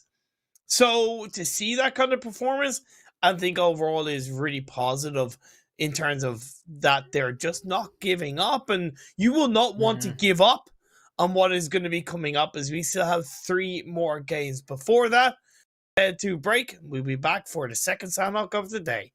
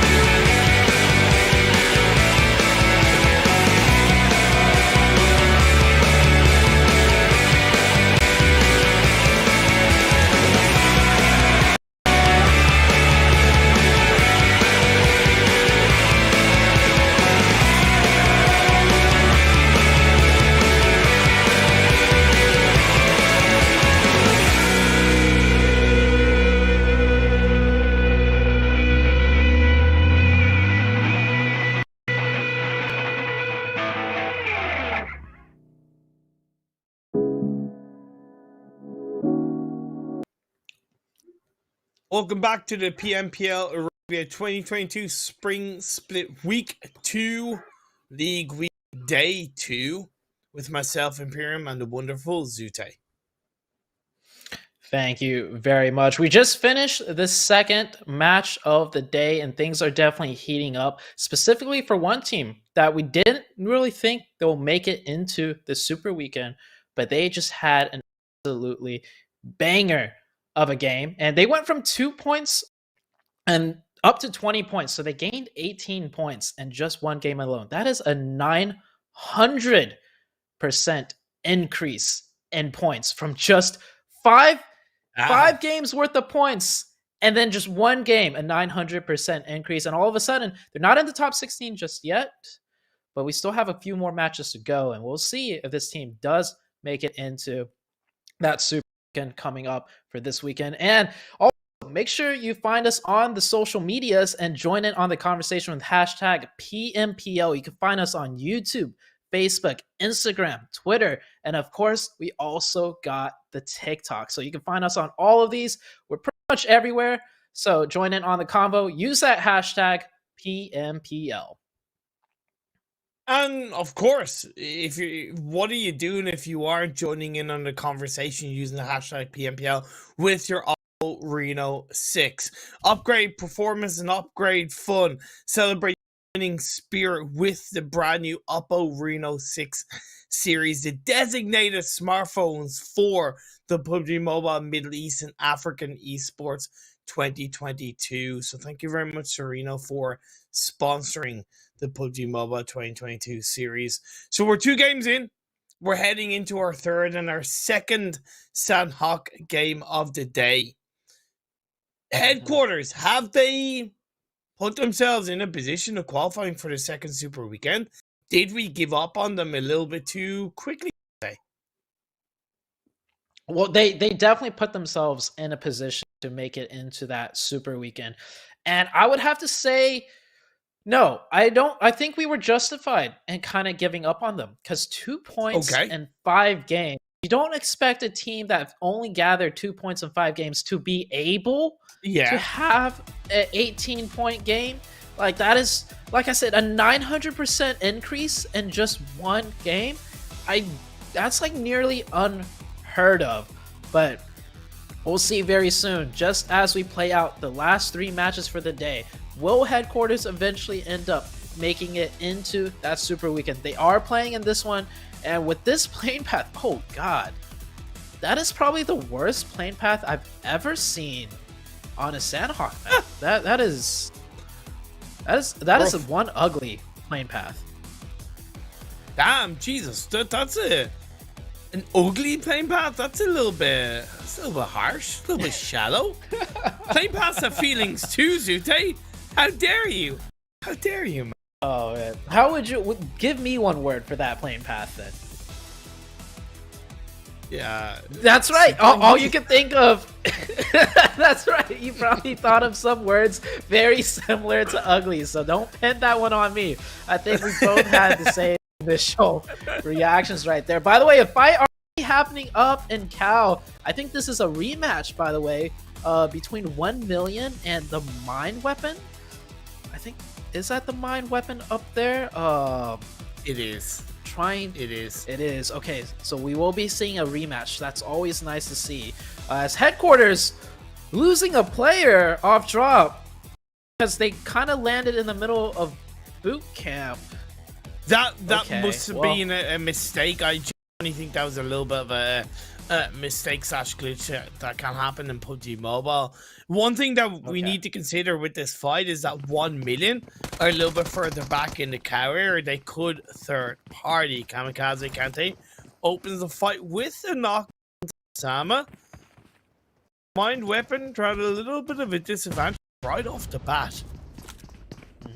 So we saw the other day, it was actually KAMIKAZE that ended up winning this fight, and they just played extremely defensive and kind of, cattle sheeped in the Mine Weapon. This time around, it's a little bit different, as the Mine Weapon already have the man advantage by taking one member of KAMIKAZE down extremely early. The Mine Weapon definitely wanting to get their revenge, and also not just that, securing this spot for themselves coming into the Super Weekend?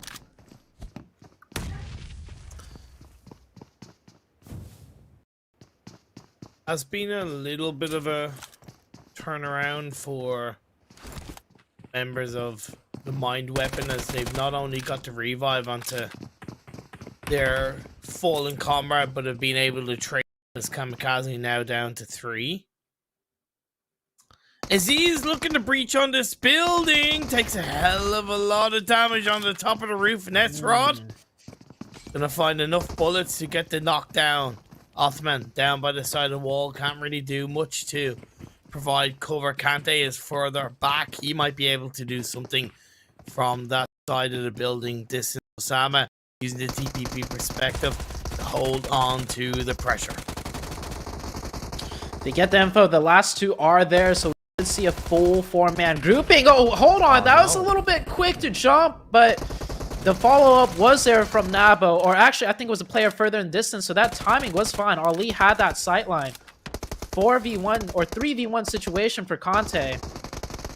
He's using that TPP, but he doesn't have cover to work with, and this should be a finish for the Mind Weapon with no real issues. And there we go, the Mind Weapon taking one off Kamikaze. So that's a 1-to-1 score as far as who has won the battle up here in Cal. Both of these teams looking pretty decent to making it into the Super Weekend. So because neither team has won 2 fights or 2 hot drops in a row, we might see the same exact fight happen in the coming Super Weekend. And I think this sums up the growth the Mind Weapon have had from one week to the next in their confidence, in their proactivity, and their just their just mind is so much different. They're a brand new team. It really does feel like they're a completely different team when we looked at them last week. So props to them. As you look at K12 moving up to Bootcamp Hill, they should have a good idea that the likes of YaLLa Esports did drop in Bootcamp, so they might be able to get a little bit of suppressing shots on them. Phase 1, by the way, we haven't really talked about so far. It's predominantly mainland. However, a good chunk of that Southwest Island is in play. Oh, wow. That's how the fight started off?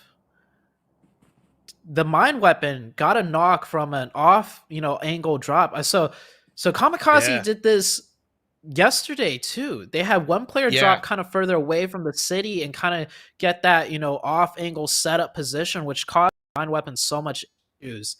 And to be able to catch a player that far away with a barrel iron sight, amazing shots out of the Mind Weapon. And you were saying this team looks completely different. Well, I did some time traveling. I went back through the scores of league play week 1. The Mind Weapon iKURD finished last week's league in 19th overall, gathering only 35 points in a total of 8 games. That's a little below the average of 4 points a game. And looking at right now, I'll just read out the score while you can do the math, but in 5 matches now, they have gathered 66 points. So they went from less than a 4-point average to, I can confidently say, more than an 11-point average. Yeah, that's some big improvements. That's to the moon levels of improvement from the Mind Weapon iKURD. So good to see. 1 million on the North Bootcamp Hill is very good. I get that YaLLa caught that previous game by Rico Infinity, but kind of okay. What's your thought on YaLLa staying in Bootcamp? Do you think that's okay, or do you think allowing the likes of 1 million to hold one side and K12 on the other side is going to hurt YaLLa later on? It's definitely, they're definitely at the mercy of the 2 teams you mentioned. So Bootcamp is a great spot to drop, but you also want to be fast enough to be able to branch out of Bootcamp, because like you mentioned, the north side hill is a way for you to walk down in Bootcamp. And of course, there's also that high ground on the south side hill too. So if you just stay in Bootcamp for far too long, you can easily get trapped. And we see a lot of top tier teams that land in Bootcamp. they rotate at least one player out extremely early to secure a foothold in either the North or Southern Hill based on the first circle. A team out of the Americas that I have watched do this time and time again to, really good effectiveness would be Alpha 7. They send that one player out really fast with just minimum loot to just establish presence. So we'll see if YaLLa end up getting punished for this. This is a different lobby after all. Maybe they know K12 on the south side. They don't stay on that hill too long. So maybe they know through, the way other teams play, they will always have an easy access way towards the south if they were needing to go that way. I think the best that YaLLa would like to see in a phase 2 shift is either massively down south or kind of massively up north. That boot camp is in the center of the circle. Anything in between will make things a little bit more difficult for them in the next phase. Rico Infinity, a little bit surprisingly, going quite deep in the center of the circle, just around on the east of the Black Hole Hill outside boot camp. They normally hang around Paradise, at least in the early couple of circles, but I appreciate this proactivity. I think we usually see them hanging around Paradise because actually the last couple of Sanhok circles were just so far up on that northern side. And any circle that's kind of in the northern area, Paradise controls such a wide range of control, so Rico Infinity will feel comfortable in staying. But they realize from Paradise down southwards, right, there's no real compounds or splits that teams do, so they know they have an easy access from Paradise to cross that road early on. So I like seeing that proactivity that you mentioned out of Rico. And the next circle shift does come on out. We're going a bit more towards the eastern side. Very familiar circle for many of these teams. This is probably one of the most common circles. I would have to say, if not, to be honest with you, Imperium, if not the most common circle in the entirety of Sanhok. Yeah, I think this is actually the most common circle we ever see in Sanhok. Bold claims. I don't disagree. Quarry clearly in the heart of this phase 2 for the time being. Stalwart UAE lose a player earlier on, by the way, with a bit of a cheeky catch out from 963. 963 on the eastern side of Quarry. Stalwart UAE on the western side. CONQUEROR Rack have a bit of a split for the time being, a little bit up north, and then Team Falcons.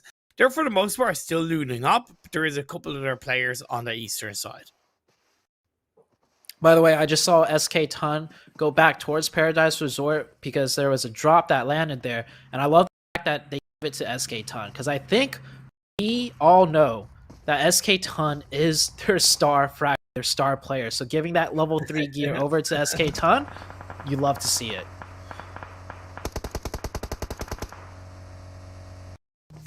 Yeah, they did disengage away from boot camp. So credit to them in that regard. And they're being proactive. They're making a good bit of noise. They're looking to get involved. 1 million. Get a knock onto the player of Rico Infinity. RTG is a little bit further to the east of them. SK Ton, you mentioned him as the top player from Rico Infinity. Well, he's not going to be able to do much as he's on his knees. I think he should be able to get revived. Yeah, you see right here, he's in kind of a tricky situation. There's 3 teams just kind of surrounding him. SK Ton looking like a ornament on top of a Christmas tree right now. The color green matching that quite perfectly too. So SK Ton, he gets that level 3 gear, but does not keep him alive from the hail of bullets. I'm not even sure which team got the knock on him. As Rico Infinity trying to pressure around to the eastern side now, and they do. Just this footstep cues alone will make RTG give up this area. And it was RTG that I believe got the knock because they are aware to look down at that angle. Yeah. And oh, that grenade. There's a chance. Just waiting in the kill streak for. Oh my god! Oh man! God. Oh, what a touchdown! Was that like probably one of the juiciest nade throws I've ever seen? That distance, accuracy, and on a side note, I give props to RTG for giving up those buildings because I don't think it was the best spot to actually hold down. I think having 4 players on top of the hill is much more proactive, it's much more protective, and it's going to work out in their favor, in my opinion, in the long run. 100% agree with you there. Shout outs to the observers, the camera person, for catching that moment right there. That is for sure an Oppo moment in the books. I love it. I also love just the setup. He didn't cook it at all because he knew the travel time and the bounce would pretty much time itself out perfectly. And there was that small pause in between. We were both quiet. I said the words, "Ooh, that grenade, it could look good." And then bam, the double knock. Unfortunate, SK Ton is not in the game anymore because we saw what he could do yesterday on Sanhok. He provided us quite some good entertainment with just how active and how deadly his shots were. But level 3 gear or not, that grenade will take him out. Were proactive to a point, but I think they realized that they wanted to be a bit more cautious with all the noise going on around them, that they maybe weren't able to get a sense of exactly where it was coming from, so they were better off playing it a little bit safer.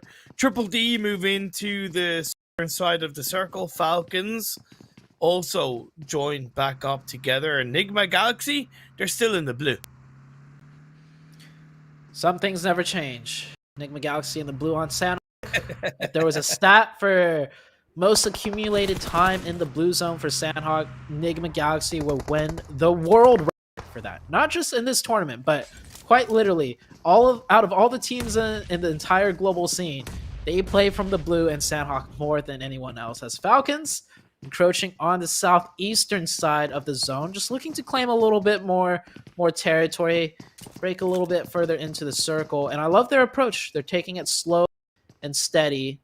They're not rushing it. And 963, they have a 3-1 split.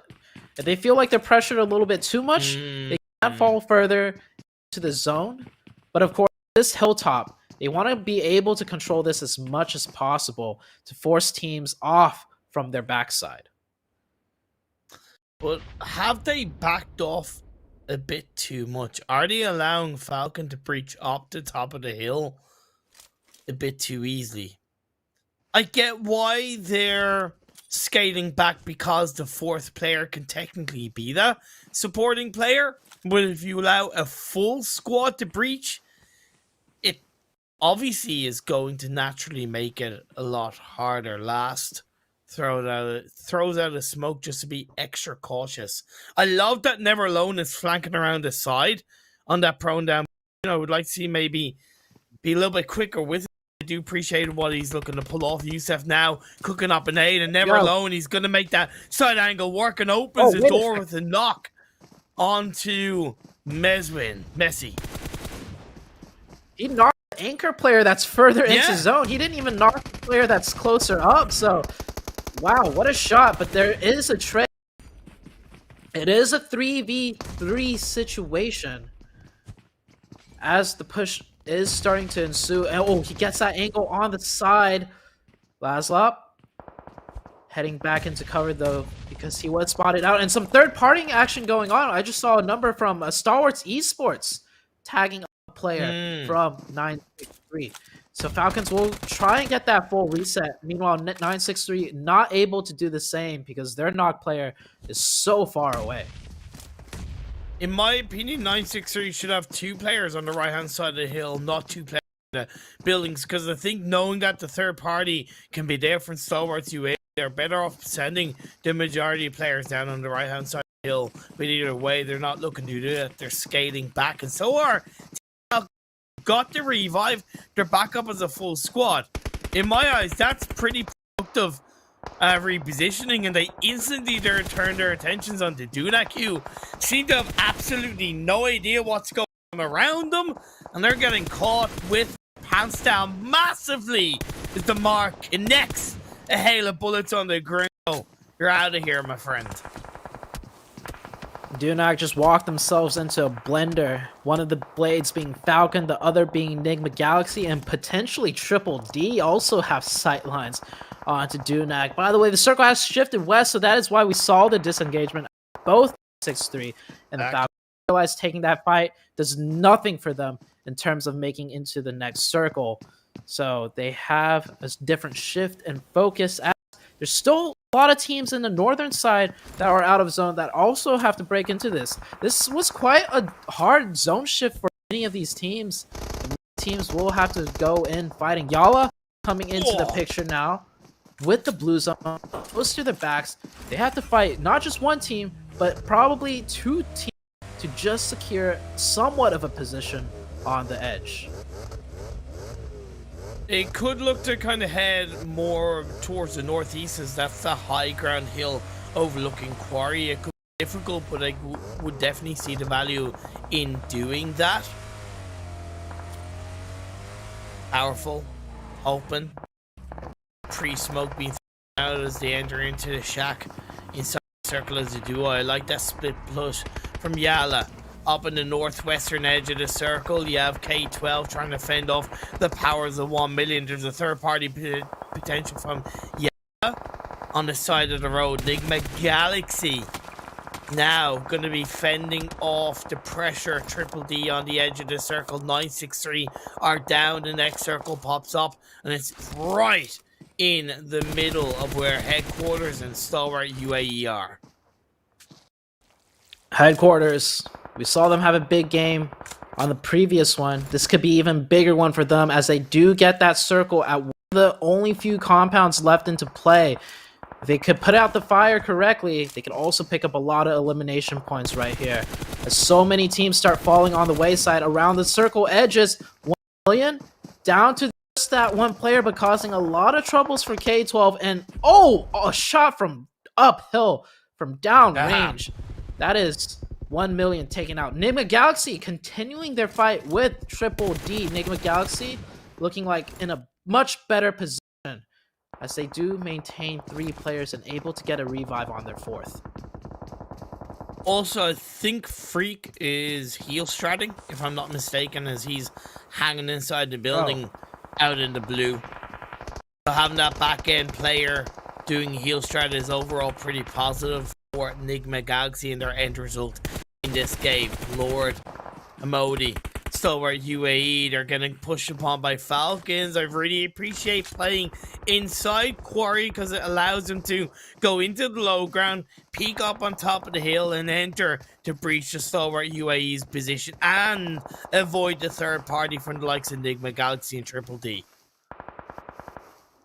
Nigma Galaxy, I hope they don't forget about Triple D because they were engaged in a fight and almost had them finished out, but somewhat of a third party from Falcons slowed them down. Okay, yeah, they are aware of Triple D's position still. Emodi hard scoped in, taking some shots, getting some nice damage in, but he kind of gives up his position too soon. Like, see a little bit of patience potentially out of Emodi there, but after all, Nigma Galaxy's main strat is not fighting into the Sanhok zones, but they do have that player going for the med strats. Next circle shifts on out, and it goes right in the middle with barely any hard cover in play. Maybe this warehouse, the edges of these warehouses where YaLLa Esports is, and Lord gets grenaded. I think Lord is typically the player with all the first aids. That is not good for Nigma Galaxy. It's not good at all. Roof, the last player standing, it's on the safe, but no, in the end, it's a third party from Falcon Esports. He ends up going down. Last has one more first aid. He's down to his last first aid, you could say. The one thing about this circle shift is even though it's in the center with no hard cover, there's a lot of trees and a lot of rocks. That's where headquarters are using those rocks to their advantage, spraying bullets on towards the members of Revolution. But Welly, as he moves around, he's going to get found by one of the KONQUEROR players who still have themselves up as a full squad.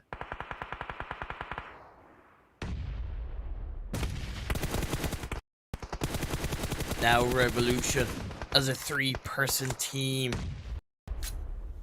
You're able to find them. KONQUEROR, they got to be aware they did lose one. Stalwart UAE, they've been on this western side of Quarry for quite a while, holding down these warehouses, and they need to continue. However, as the circle has shifted up north on the eastern side of It's away from the warehouses. They have to breach onto contract position without getting third party. This is so difficult today. Spraying up. I love the suppression. This circle has shifted in a way where no teams are safe. They have to crawl in. Maybe just a couple meters. You see Kalai, 3 meters left to crawl in, but any small movement could catch the eyes of all of these players who are looking for the snakes. Everyone prone spraying right now. Triple D has managed to make it so far in, taking a wild spray right there. I do believe he managed to find one, but gets traded immediately. KAMIKAZE going aggressive right there, taking a prime opportune advantage. It's a 2v2 to close out the game. Just like that, we're down to 2 teams. Conqueror Rack, Revolution. As you said, 2v2. Nade's thrown out. Smoker trying to heal up just a little bit. Al-Haji is beside him, close by. The circle has gone in the direction of Revolution. That's why I really appreciate the massive split in which the 2 remaining Conqueror Rack players are trying to pull off. There's a rock right in front of Caliga.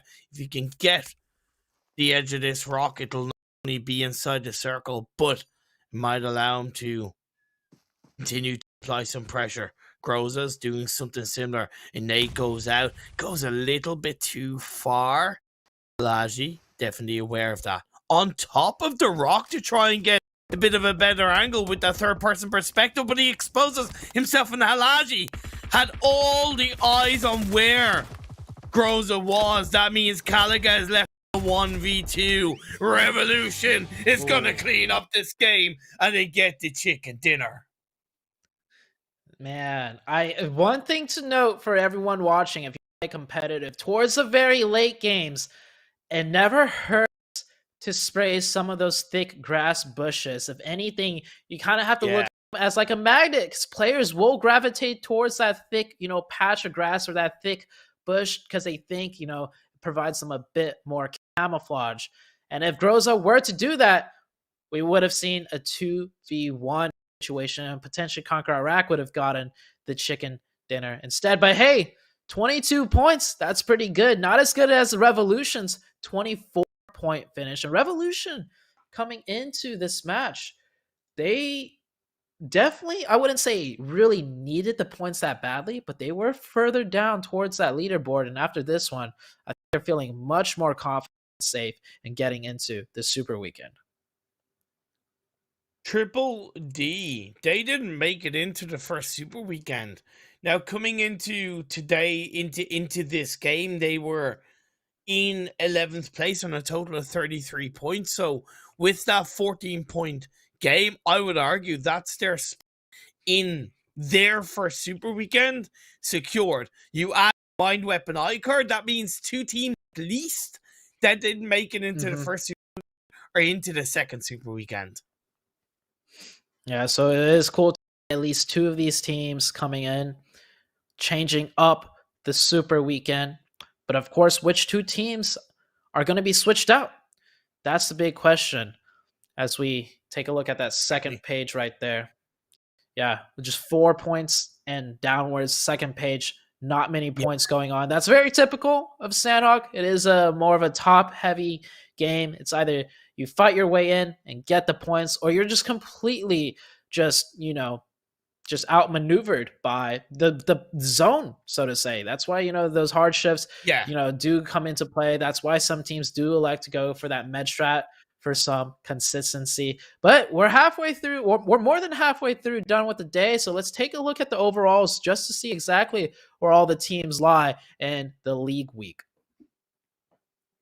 Great consistency from NASR Esports, despite only having 1 chicken dinner. They are currently topping this league week 2, 33 elimination points, 42 placements. Same elimination points as Rico, but they've been able to grab just a couple of extra placement points along the way. Good stuff with Team Falcons closing out the top 3. It's a very positive return to form from Team Falcons. The top 4 within 5 points of each other. But this is where we want to take a look, since this is the regular league week, which the points reset from week after week. We want to see which teams can make top 16. And right now, Headquarters in that top 16 ever so barely. Same with YaLLa Esports with only 1 point more. And while I'm not too worried about Nigma Galaxy, but 14th, that's kind of cutting it a little bit close, Nigma It's Galaxy. fine. So maybe, I know they're fine. It's Nigma Galaxy, but still, it's like it's just a couple more points. Okay, make me feel a little bit more comfortable. So- and this is the teams that are not yet in that top 16. So, KURD 12, Dunak, RTG, Headquarters, YaLLa, Nigma. Sorry, YaLLa. Sorry, 15th to 19th all only have 1 game left. That is really important to know. So they're all technically on the same playing field, right? However, once again, 1 million Team Falcons, YaLLa, and KURD 12 not playing the final game. That makes things just a little bit spicier leading into that last game. It does allow potentially 4K Esports, who do have an extra game in hand over the teams above them, to be a little bit of a spoiler, to be a little bit of a wrench in the spanner of what could happen and who makes it in. Once again, to remind you, with 2 more games to go, the cutoff point of last week's league play was 41 points. So that's what we're kind of looking at. Between 40 and 45, you've got yourself secured if you've hit the 45 mark in my eyes. So, taking a look at KURD 12, they're still not in a good position as we have the OPPO moments for the opening of that match. KURD 12 can still get targeted by the Mind Weapon. Yeah. That's still a possibility because they haven't had any decent games so far. Similar with RTG, because they were on 31 points. Hell, similar with Dunak. The 17th, 18th, and 19th have not... Sorry, did qualify for the first Super Weekend. So as of right now, we would have 3 teams who didn't make it into the first Super Weekend make it into the second Super Weekend if we were to end right now. Of course, there are 2 more games to go in total. 1 for some of the teams, 2 for other teams. Anything can happen. What I love to see is the fact that Headquarters, 2 back-to-back good games, and they are up there in 16th on 32 points. Yeah, to think that they only had 2 points after 5 games. They only had 2 points after Amazing. they played their first game of number 2. So I hope they're invigorated right now. I hope they realize, like, hey, we actually have a chance at making it into the Super Weekend. And who knows, maybe they make it in Super Weekend and potentially even get a chicken dinner and they get $1,000 in their pockets, right? That is a far cry from their experience thus far. But we do have 2 matches left. Some groups are sitting out, and there is going to be alternating groups every match for the league week. And that's going to change things up just ever so slightly. And right now, that impact could cause even more than you would think because it is qualification days for that Super Weekend, and there's only 2 games left. Yeah, there's only 2 games left, and one of them being in Erangel is definitely going to be nicer. You'll have to wait a couple of minutes to find out what happens. We're going to head to a break. We will see you all in a couple of minutes.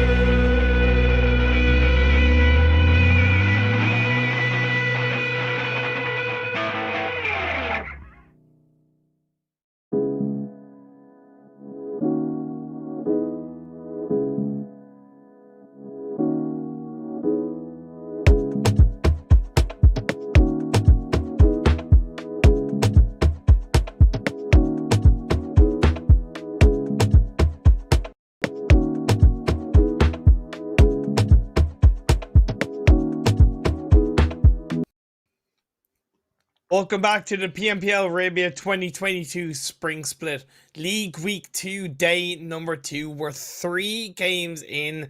There's 2 more to go. Once again, it becomes squeaky bum time for a good few of these teams, Zute. And it's always just so exciting to watch it all unfold.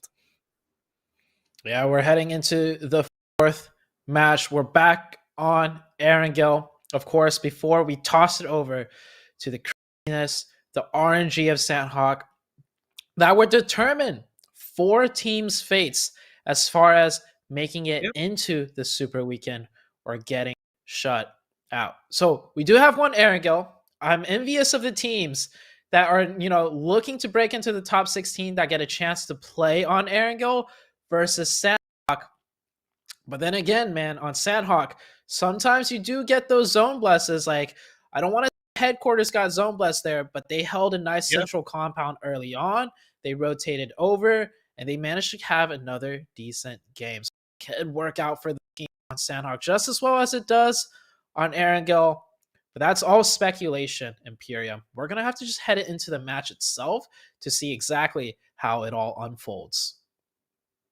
Yeah, 110%. While we're waiting for the match to unfold, you can find us on social media and join in on the conversation using hashtag PMPL. So subscribe on YouTube, give us a like on Facebook, follow us on Instagram, follow us on Twitter, follow us on TikTok to keep up to date on all the goings on within the PUBG Mobile MENA Esports and overall PUBG Mobile Esports section globally. At the end of the day, gotta follow everything that's going on across the PUBG Mobile world, especially when we look at how all of this is leading towards a MGC right at the end of the year down the line.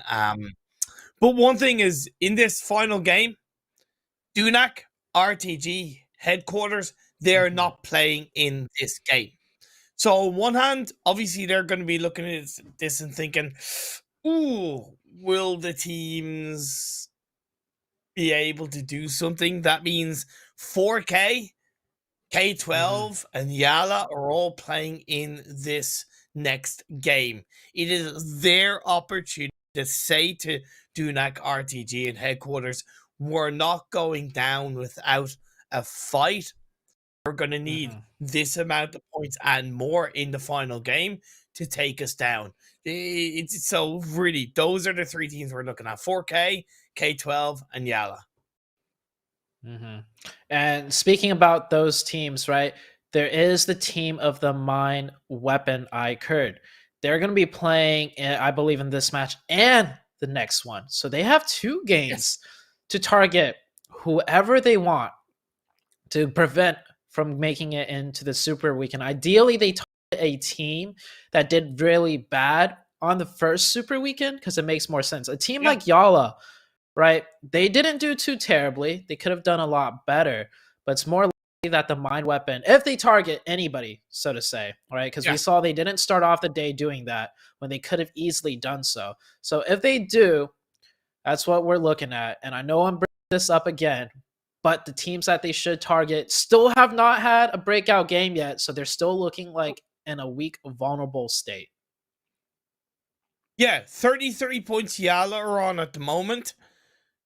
KURD 12, they're on 20 points. So 13 points wide, 15th and 19th. You add 4K into the mix because 4K are playing in the final 2 games. They're on 19 points. So you're technically in a bit of a better chance than, let's say, KURD 12 to do something in this game and in these final 2 games. And again, just throw a spanner in the works and you add what you just mentioned of the mine weapon iKURD. I would be very, very worried, when you're looking at 4K, K12, and, well, no, sorry, not 4K, but K12 and YaLLa specifically. What would be, as a former competitive player yourself, what do you think their mindset is? Is it just like, look, we can't worry about it too much, we just got to play our own game? Or do they become extremely aware of what's going on?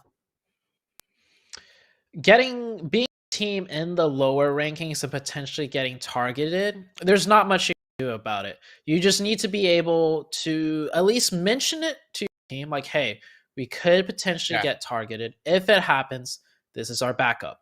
And that's pretty much it. Because the 90% of what you do need to focus on, because you're in the bottom rankings, is, well, first off, how are you going to get the points to begin with to break it into that top 16? But we are heading to the fourth match of Erangel, and from the playing path, I can already tell this is a very southern one, and it's not going any further up north, stretching from the west side towards the east.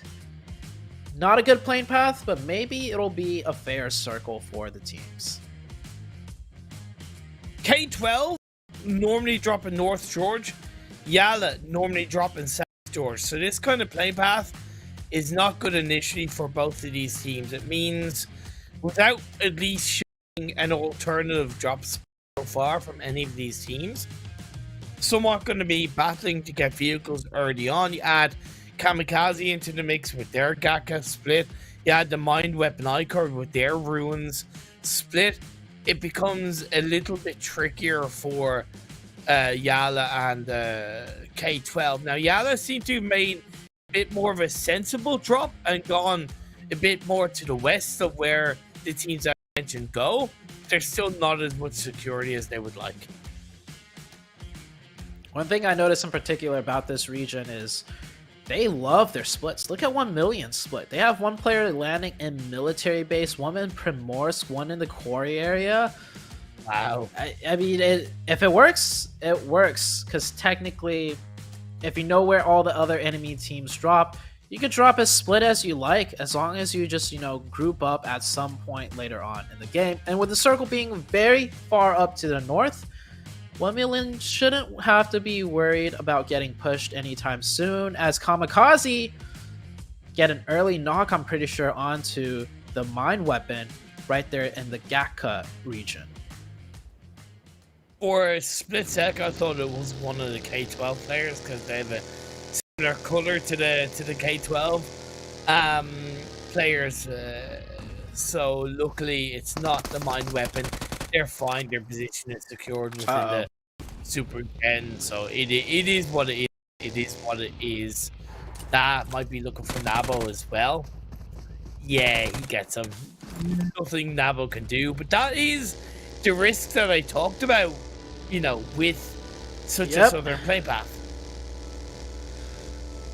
They were going for that one car spawn. I see Buggy right there on the road. So they had options. And if they just landed straight for the Buggy to begin with, I don't think the KAMIKAZE player could have picked up a weapon fast enough to knock them out of that car. So the Mind Weapon, definitely somewhat slip up.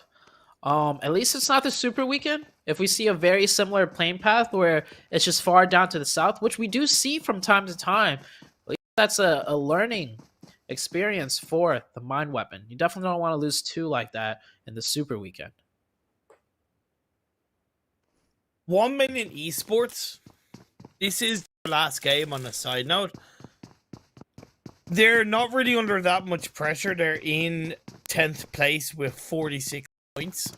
So, based on my calculations, they're above the cutoff point we're looking at. Plus the fact that there's so many teams below them fighting to get in that they should be okay. Obviously, the risk that the 4 teams below them do have an extra game in hand does mean there's not as much security there for 1,000,000. But presuming they don't choke completely and end this game with 0 points, I'm sure they'll be good for the Super Weekend. Yeah, speaking about being good, Rico Infinity. I know this is the league week. I know we're really focused on who's going to qualify and etc.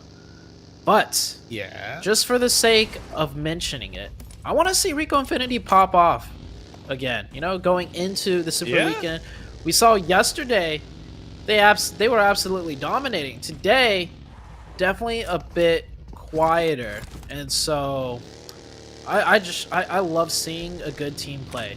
And so Rico Infinity, I want to see something want to see something cool out of them this match. And with the zone being so far up in the northern side, with that river massively cutting down the middle, doing a potential 50-50, I'm really curious to see how the Rico Infinity team approaches this type of zone. Obviously, they adjusted their drop spot based on the path and recognizing that Conqueror Iraq aren't in this game. They were able to take Fairy Pier. Fair play. Now what they can do, and what they're starting to do, is rotate early into this phase 1 and go into a similar position that they would if they dropped in Severny normally with this kind of circle. That's what I would like to see them do. Obviously, there's quite a distance to travel, and they don't have full information on where everybody is, so there's a bit of risk there. But the way they're starting to move to this circle as a 4-man, they're going to get where they need to go, or they're going to take fights along the way. You said take along the way. I think they're in a head-on collision with the KAMIKAZE team. Two of the players I'm watching the minimap just drove right down the middle, barely dodging some of the KAMIKAZE players. So I think Rico Infinity will be fine. KURD 12. Kind of close to YaLLa. So YaLLa was looting South George, KURD 12 looting North George, but YaLLa has moved over to the North George section of the bridge because they want this crossroad compound that controls the northern half of the river. KURD 12, though, I don't think they're aware that they have a team that has set up right next to them. Yeah, but the thing is, technically, KURD 12 don't need to go east. They can go up north. They can move to Shooting Range Hill, the airplanes outside of Shooting Range Hill. As much as I respect that YaLLa have moved quicker and ahead of K12, it's not like K12 are pinched. It's just how much information and how much awareness do they have of the fact that YaLLa could be where YaLLa are. So I'm seeing one thing that really stands out to me that just kind of goes to show how this lobby is not up to par with Rico Infinity, and I think Rico Infinity knows that. Rico Infinity rotated from Ferry Pier to the cube compound that sits smack dab in the middle of the circle. That's quite literally the most important compound given this zone. If you're any familiar at all with PUBG Mobile competitive, when you see Rico Infinity have set up, rotating all the way from Ferry Pier, and no other team even ventured close enough to take that spot. I mean, that is just a huge, right here, they got this position rotating from Ferry Pier. Yeah. There was a team North George, there was a team South George, a team in Razak, a team in Gatka. None of those teams who had priority over that spot in the zone went ahead to take it. And Rico Infinity took it. I bet you the comps out of the Rico Infinity team were like, wow, this is open? Okay then. Like, sure.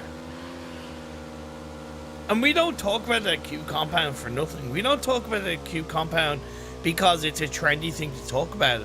We talk about it because we know that we know for a fact that it's such a good position to hold down in this kind of circle. And even better, the fourth player, because they have a 3-1 split at the moment, the fourth player in one of the other fantastic compounds to be in this kind of circle, just show north. So right now, Rico are just basically playing all of these other teams like a massive fiddle.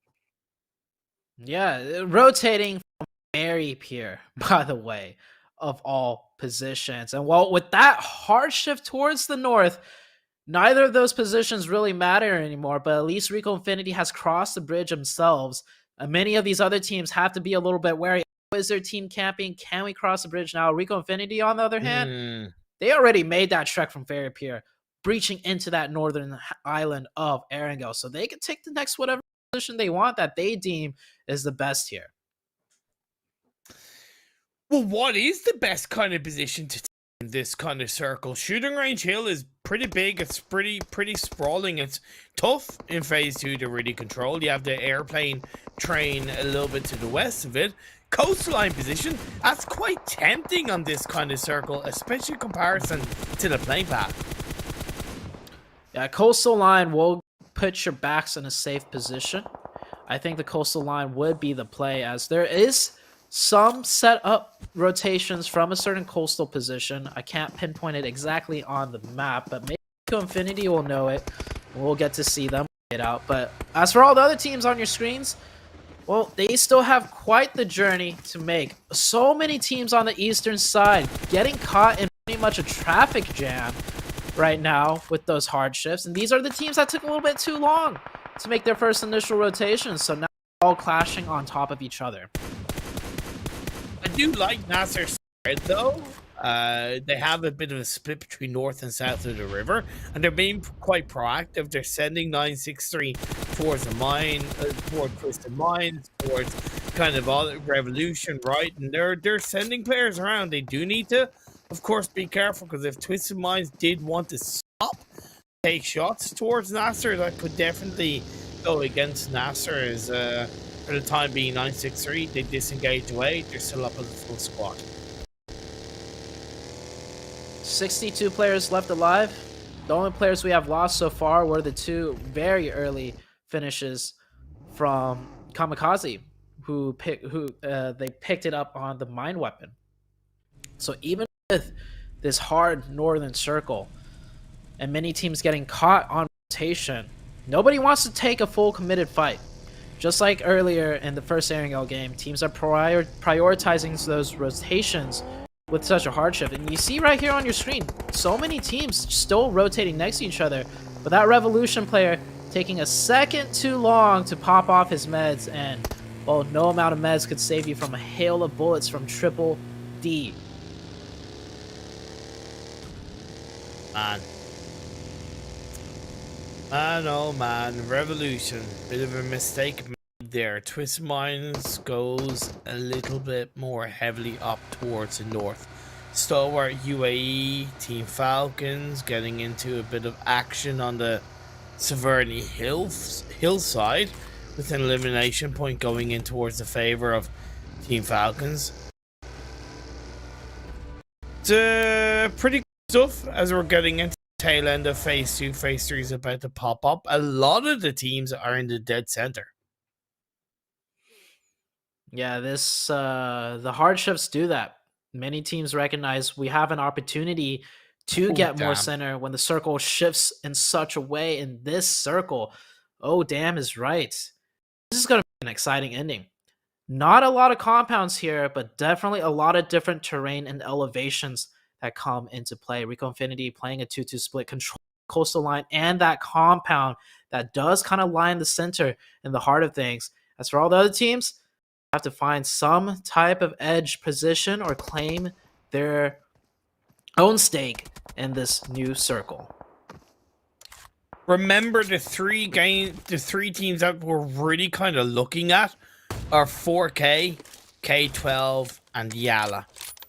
4K started to get the better of Rico Infinity on their 2-2 split, but it's kind of gone horribly wrong, and 4K now down to just a solo mortal.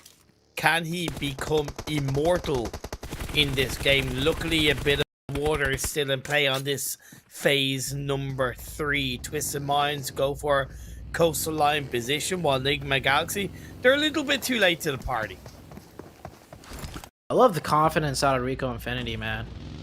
I said it at the beginning of this game, with this type of northern circle, I want to see how they decide to play, and they are playing a 2-2. The confidence to have two members at that compound, and just not the confidence, but the kind of knowledge as, hold on, oh wow, he drove right in, and he's just better, built different.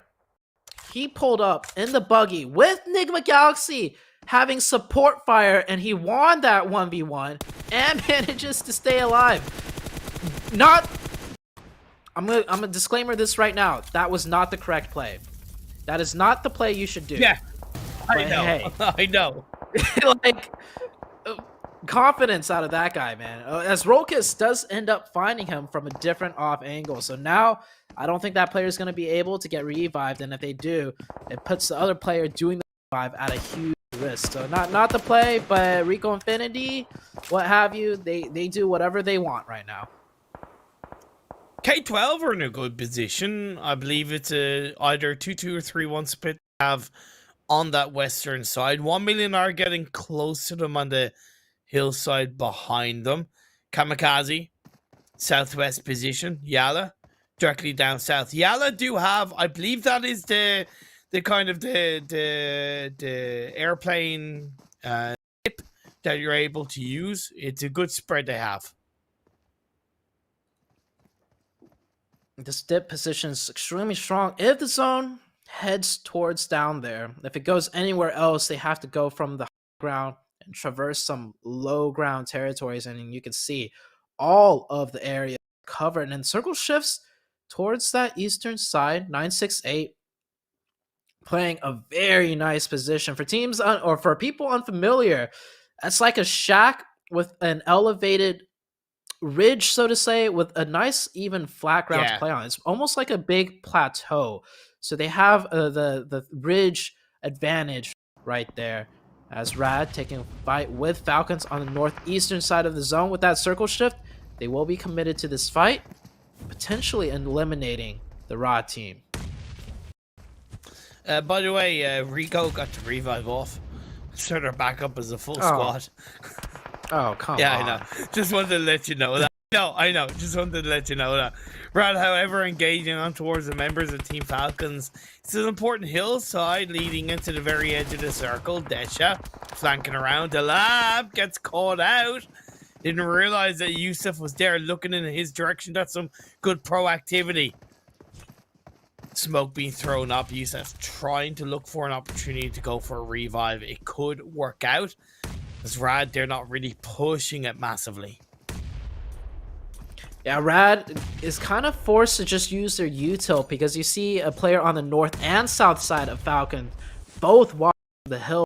So I think Rad is very aware of that, so they don't want to push over the top of the ridge even though they have that advantage. But with that grenade, with them getting socked up, and with the other Falcon players forced to rotate in, Rad will take advantage. So Falcon, I like the idea, I like the setup, but a little bit misplayed and poorly executed.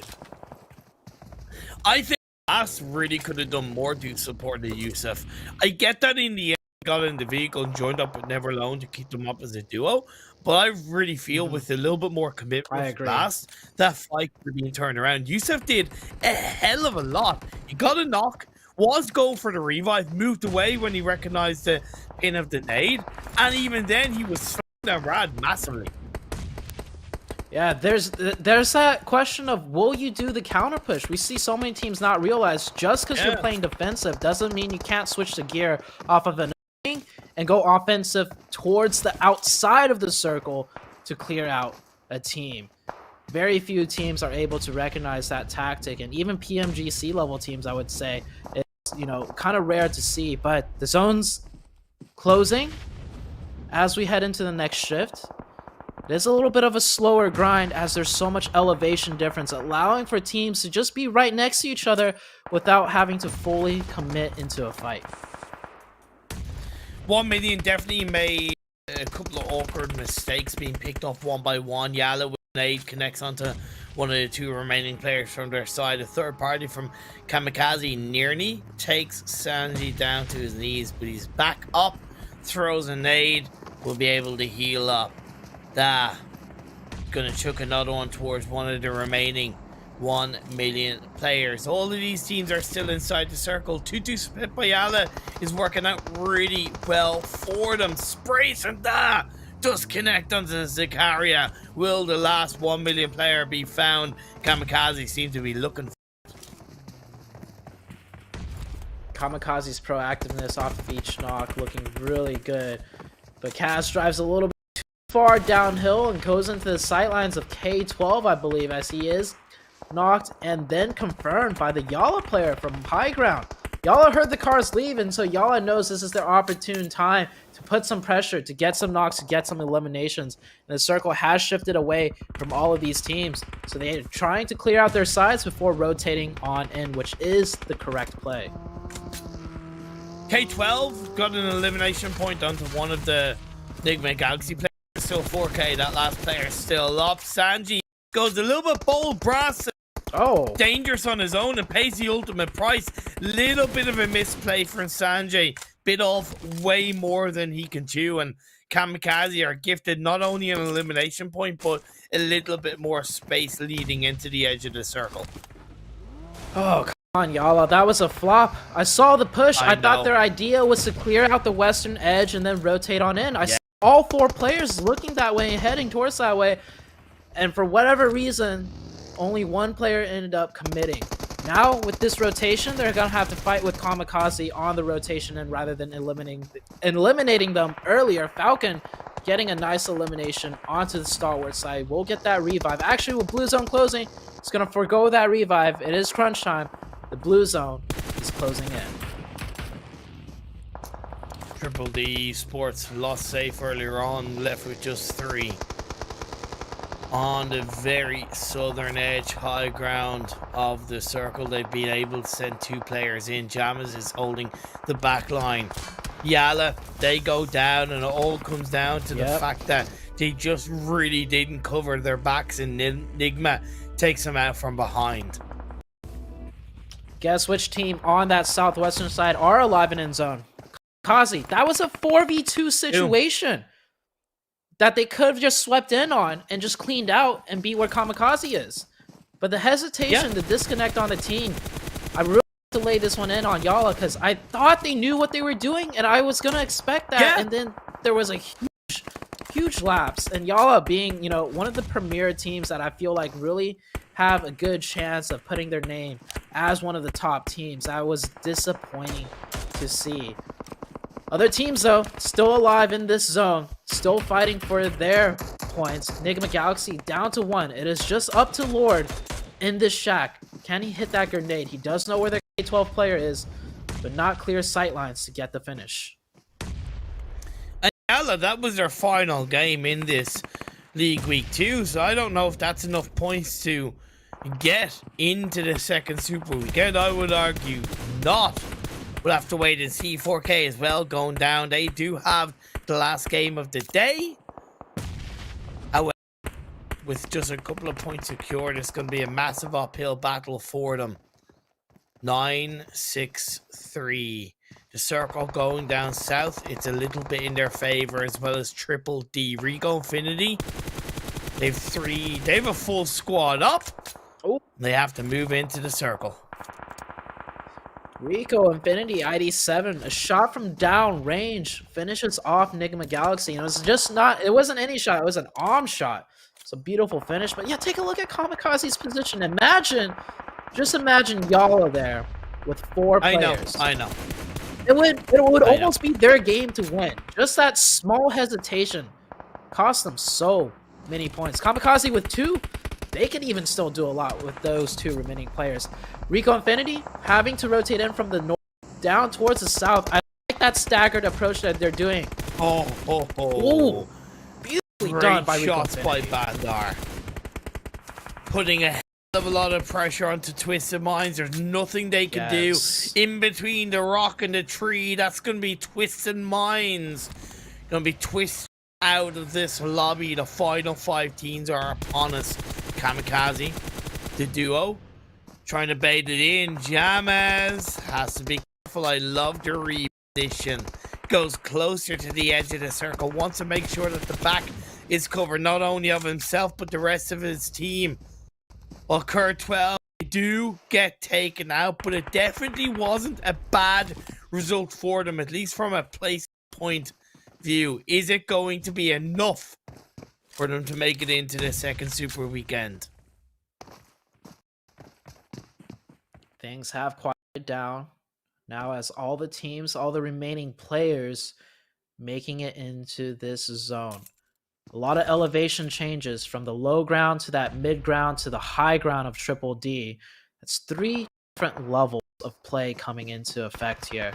Of course, you do have a few trees and rocks spread out amongst this area, but this sloping ridgeline, that's the big difference maker. What will happen next? I would say Triple D have this game covered. To me, they have multiple angles And the heaviest spread within this circle. And with KAMIKAZE swinging around on the side, it could put them under pressure. However, that circle does shift over to the northeast. It helps Rico Infinity. That shack is looking like a watchtower from how much elevation he gets all the way to the bottoms of the hillside. I don't think Rico Infinity was expecting to get shot from that high up. Yeah, take a look at this position by Gaith. You could see 963 Zuxi maybe, or maybe that's just the outline of the player in the bush. So maybe not as easy to spot out for us because we are in that spectator point of view. 4 teams left. Triple D with the 3-man advantage over the 2 of the other teams. But do keep in mind, Imperium, they might have the high ground, but with these sloping high grounds, sometimes it could become a disadvantage. Just like the south side of the school area, that hillside. We've seen so many teams from the high ground end up losing.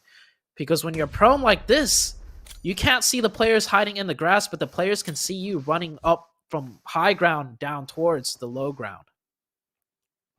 You were dead right. That's what I said with the circle shift. It was a little bit more in the favor of Infinity being on that low ground. However, they do need to push onto 963's position. Jamaz flanking around on the side. KAMIKAZE, they had the furthest distance to go, and unfortunately Kante is knocked. Othman's on his own. He's being spotted out. Nice jump shot play coming through from Human. Triple D Esports, they're covering behind them. 963 get eliminated by Rico Infinity. Finally, we're left with the final 2 teams. Triple D going up against Rico Infinity. Now that Triple D knows that their backs are covered, they can swing around. But that's a knock on the Jamas. Beautifully done. We're into a 2v2. Human throws a nade out here, throws a nade out there. SK Ton needs to be careful. Just a little bit of a tree in front of him. Luckily, a smoke will allow him to angle just a little bit to the side as he cooks up a nade. This could be wonderfully done. Got a little bit too short. Gaith is flanking around on the underside. This is the edge of the hill, which looked to have possibly gone horribly wrong for Triple D. But because of what Rico Infinity did to 963, that door is open. Prestige has to have every level of wit about him. He's inside the bushier part of the grasslands. Phase 8 has 13 seconds until it's closing in, and each of these teams has 1 player inside the circle. I think Prestige is aware. You see him looking towards the lower ground. You know, he's shifting back and forth. Not 100% sure that Gaith has managed to sneak down below them. And it comes down to Gaith. Gaith needs to cause a distraction for Human to move on in. The blue zone's starting to close in. Both SK Ton and Humam have to start moving in. The thing is, Gaith has more sightlines on SK Ton.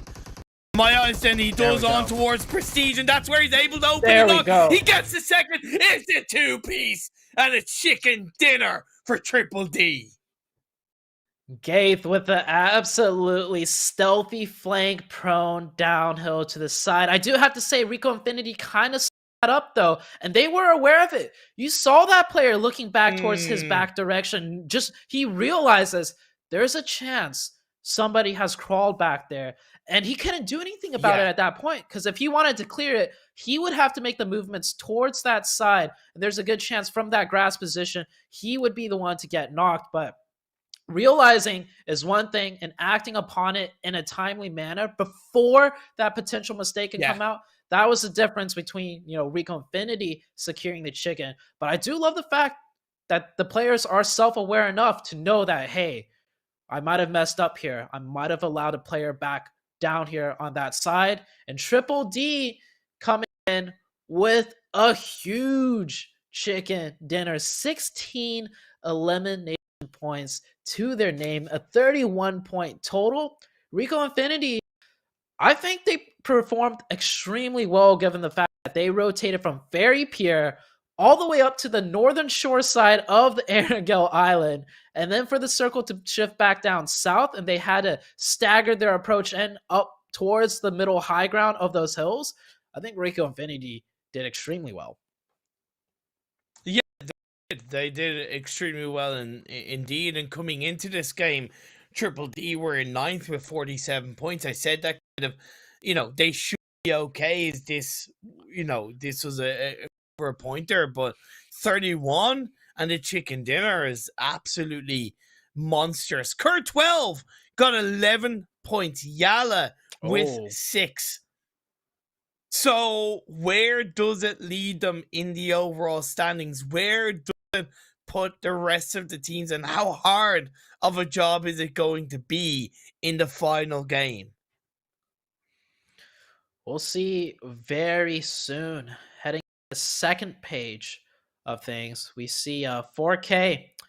We mentioned that they had 2 games left to play compared to the other teams that mostly just had the 1, and 4K with 3 points. Yeah. This does not do it for them. They need a huge game in the next one if they want to try and qualify. The Mind Weapon iKURD, well, I get that they lost 2 members early on, but hey, come on. Do something in the last game. Target somebody. This is it. We're going to head into the Super Weekend very soon. Stir the pot a little bit. We just got 1 game left, and it's going to be a Sanhok match of all maps. Yeah, it is. Now, 4K, you mentioned it's going to be a hell of a task for them to pull off. I will remind you, headquarters, they've technically been able to pull it off, and we low-key counted them out. So, as I've said before, and I'll always say it, it's not over till the fat lady sings. And 4K have every opportunity in this final game to get that massive result. It's just unfortunate that they haven't really showed it that they can pull out that massive result, whereas headquarters, at least as of now, have shown us. Yeah, so we'll see very soon just where all the teams lie. We got that 1 left match to play, and then we're off into the Super Weekend, where it's like completely different story. The points aren't technically reset, but the points you've seen from yesterday and today are reset. Everybody heads into the Super Weekend starting off with a fresh, clean slate, bar the points they gained from Super Weekend 1. But it's where that, the $1,000 chicken dinner comes into play too. But maybe I'm jumping the gun because we still need to see who makes it in at the end of the day. And as I said, we now are going to be going into second Super Weekend with headquarters. With pretty much headquarters.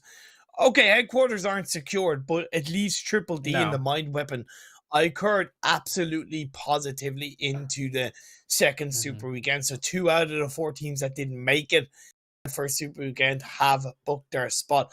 I want to see headquarters in there. I was very surprised to see them struggling so hard, at least based on the name the headquarters have. They've had a lot of success as a name within the MENA region over the past couple of years.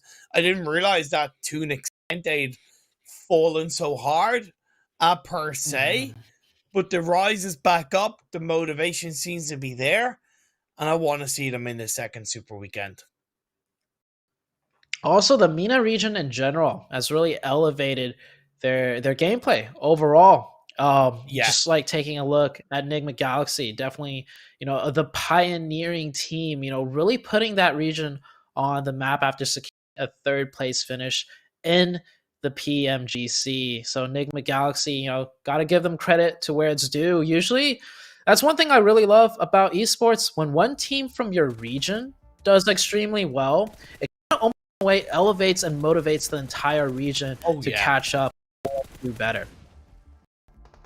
Oh yeah, always. It's that kind of classic thing of just inspiring, motivating, encouraging, and the wealth of experience that a team like Nigma would have gained from PMGC. They'll carry that into the MENA region. And however, that's not to say that obviously the MENA region as a whole over the last year and a half has stepped up their own game through their own in region tournaments, and how much competitive experience all of the teams have gained is what led to Nigma Galaxy's success. But either way, looking at the upper moments of this fourth game of the day, there's a lot of action, and I really loved where this circle ended. It's not too common that it ends around shooting range hill, and I do think that for the most part, a lot of teams dealt with it pretty well. Yeah, I love the dynamicness of the end zones here. It caused a lot of good isolated kind of fights where we could follow, and then it was staggered enough with these, you know, hillside elevations where we can, you know, see a slower grind of a fight where the, you know, snake battles come in with the stealthy positionings coming into play. So we got to see a little bit of everything given that Erangel zone, and it's one of the zones, like you mentioned, that we don't commonly see, but it's a very nice area of the map for all the teams to get kind of a good equal chance to fight their way in on. Yeah, and equal chances aren't really going to be the case with this final game that's going to be coming up. Yeah. Group A are not going to be participating. That means the destiny of their position in the overall standings is out of their control. One more break for you all before we get into the final game of the day. You're not going to want to miss it, so stick around. See you in a few.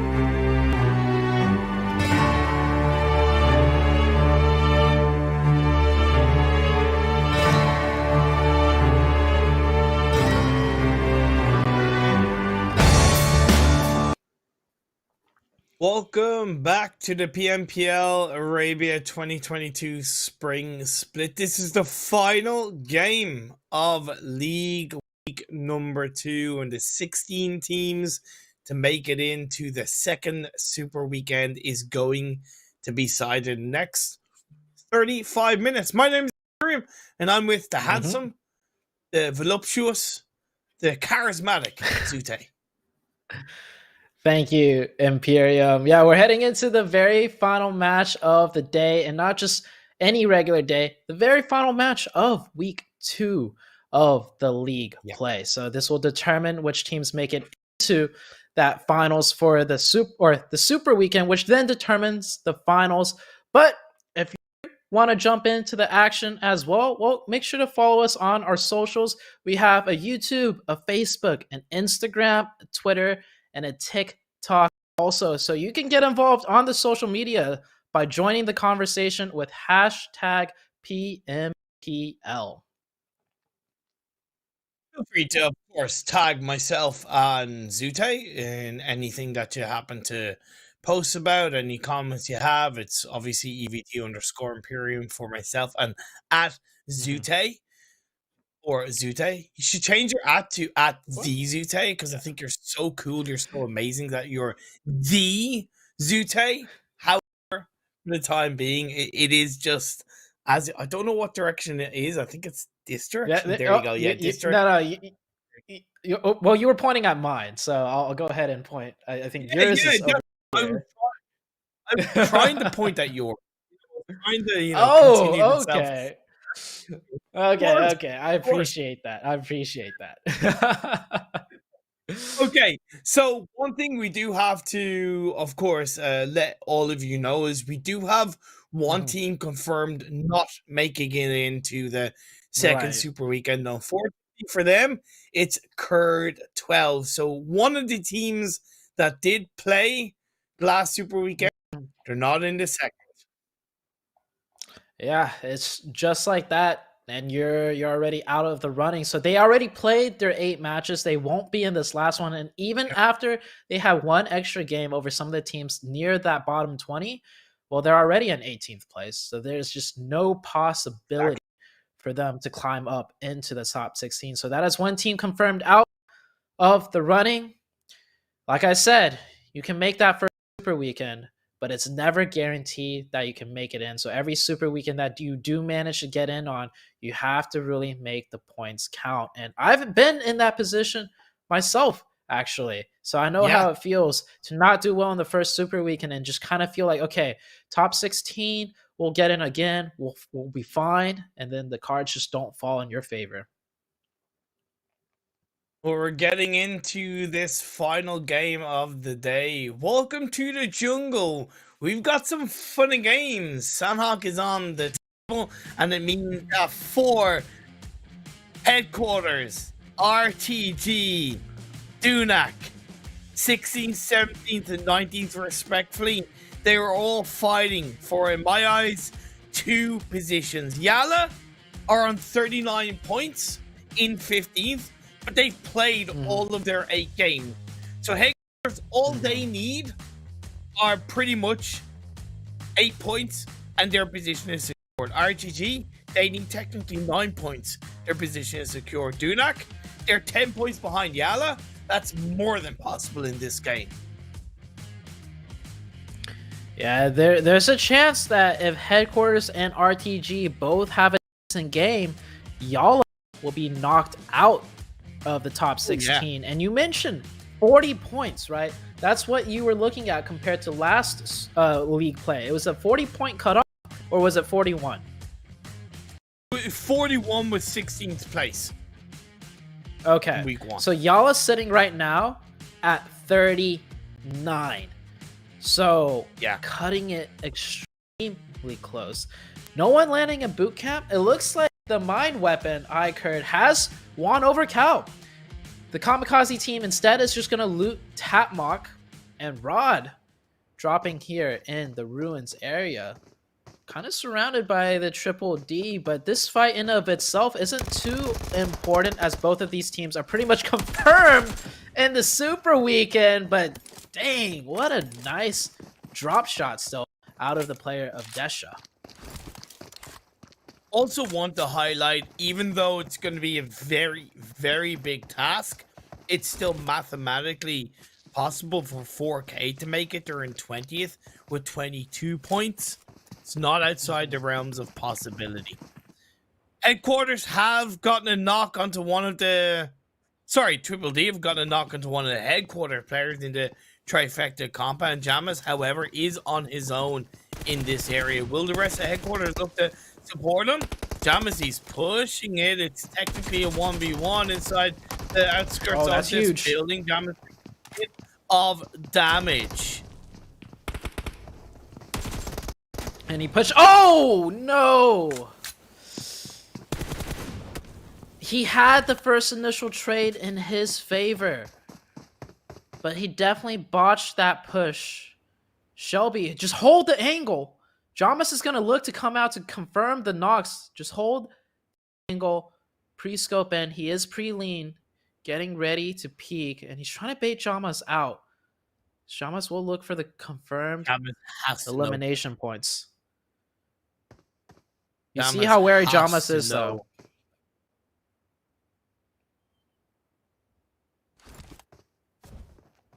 The Molly comes out. Jamas moving back and forth. This is terrible start for the headquarters team. Just to recap, headquarters sitting in 16th place, but only 1 point off from getting passed up by the team of RTG. And Jamas will confirm those two. Oh, headquarters losing a 2v1. It was not done correctly. I think the very first mistake was them trying to stick that revive when he was just kind of knocked in the open. At least get the player to crawl up to the building. You saw, like, they didn't get punished for it at that very moment. I know. But you don't stick a revive in the open with the doorway being right there. That's just a bad situation waiting to be happen. Like any other team. And this sounds very critical, but any other team would have told that knock player, crawl up to the building side, so when the player pops open the door, I'm not just sitting there like a duck. And it's just mistakes being made. And then, of course, that push did not work out for them. Headquarters down to 2. They are in 16th place, but not a firm position at all. 16th. RTG have gone pretty deep into the center of the circle on top of Bootcamp Hill. Of course, we haven't really talked about this phase 1. It is absolutely dead center of the trifecta. I would say it's equal parts mainland, equal parts Northwest Island, equal parts Southwest Island inside this phase 1. The circle actually encapsulates the entirety of the Northwest Island just perfectly. Not shifting too far into the water, but it's a nice one to capture the entirety of that circle. So, no teams really know which way it's going to go. Circle 2 might give everybody a better picture, or Circle 2 might just condense in a way where it keeps all 3 islands in equal play. As the mine weapon...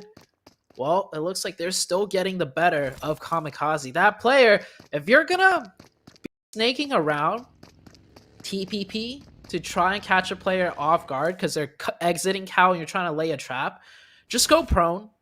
There's no reason for you to stay crouched. If that player was prone, he wouldn't have gotten spotted. But staying crouched, his head was peeking just enough. And the mine weapon, really good job for them to have the awareness. If KAMIKAZE isn't going to take the fight to us, but we see them dropping tap mock, most likely they're going to try and trap in because they're not going to give cow completely over for free. And so the awareness to be on the lookout for those snakes by the mine weapon. Nicely done. One thing to obviously make note of, if you're not fully sure why it's being done, whenever a player jumps and punches the air like that, they're doing it because it stops their footsteps from being heard. it delays. It basically stops the audio cue. So as he was going up that hill, he knew that Kamikaze might be there, so he was jumping and punching, so his footsteps can be heard. So that was really good play from Ali. Does get caught up by Kante, but just that solo moment, wanted to highlight why he was punching the air like that. The details come into play. You can see here when a player runs on foot, it's consistent sound cues the entirety, and it's much easier to track. But when you do that jump punching method, it definitely does cut up the sounds. And here, you have the Mind Weapon continuing to fight Kamikaze. So they don't want to take a hot drop fight, but they're willing to go out of their way to continue this vendetta for the control. But the buggy going in circles, crashing into Rock, and actually almost gets the turnaround on Srod right there. Kante, kind of caught in the open now, but he's got support. It's a 2v2 situation as Kante just kind of sitting in the open. Why was he playing on that side of the rock? Yeah, I don't know. Down to 1. 1v2. Autumn realizes he's in a tough situation, being surrounded by both sides. And the nice shots, the quick peeks from Osama.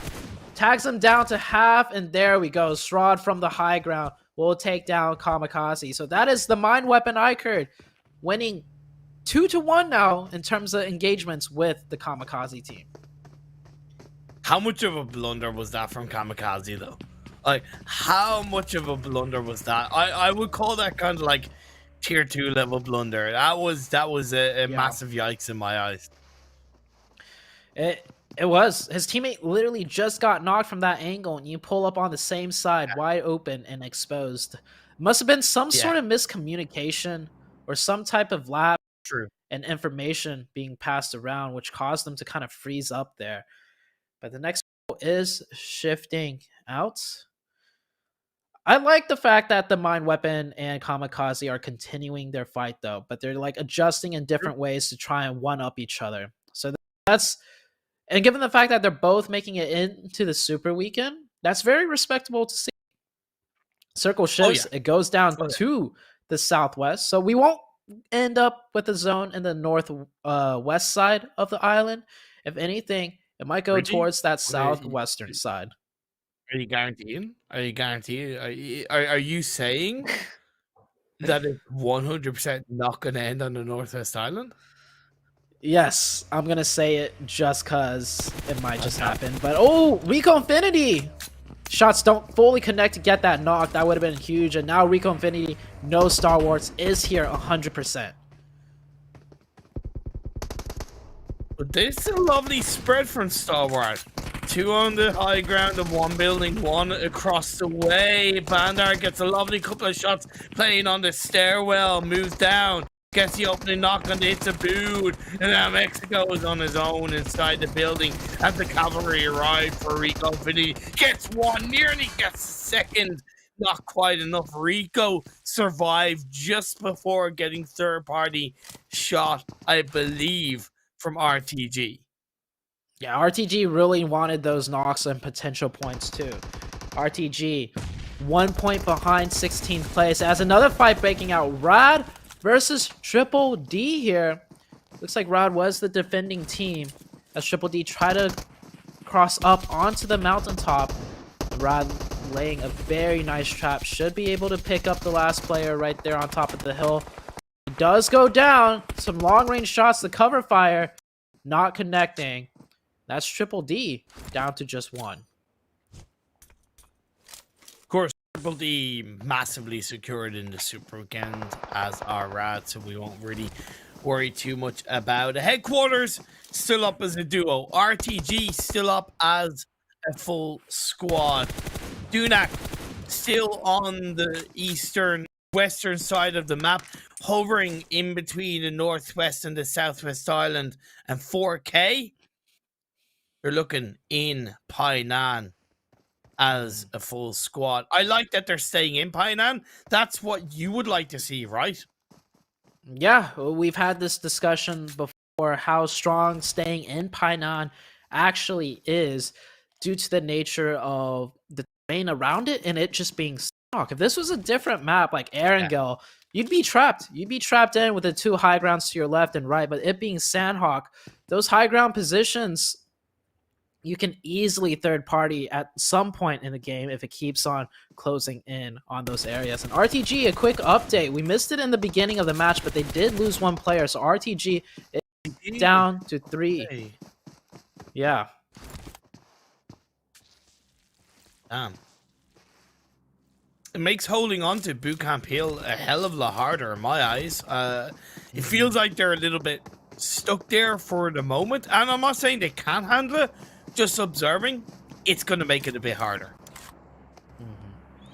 By the way, a team that's not playing in here, YaLLa, they must be super happy with the fact that both Headquarters and RTG right now have 0 points, and they're not full squads.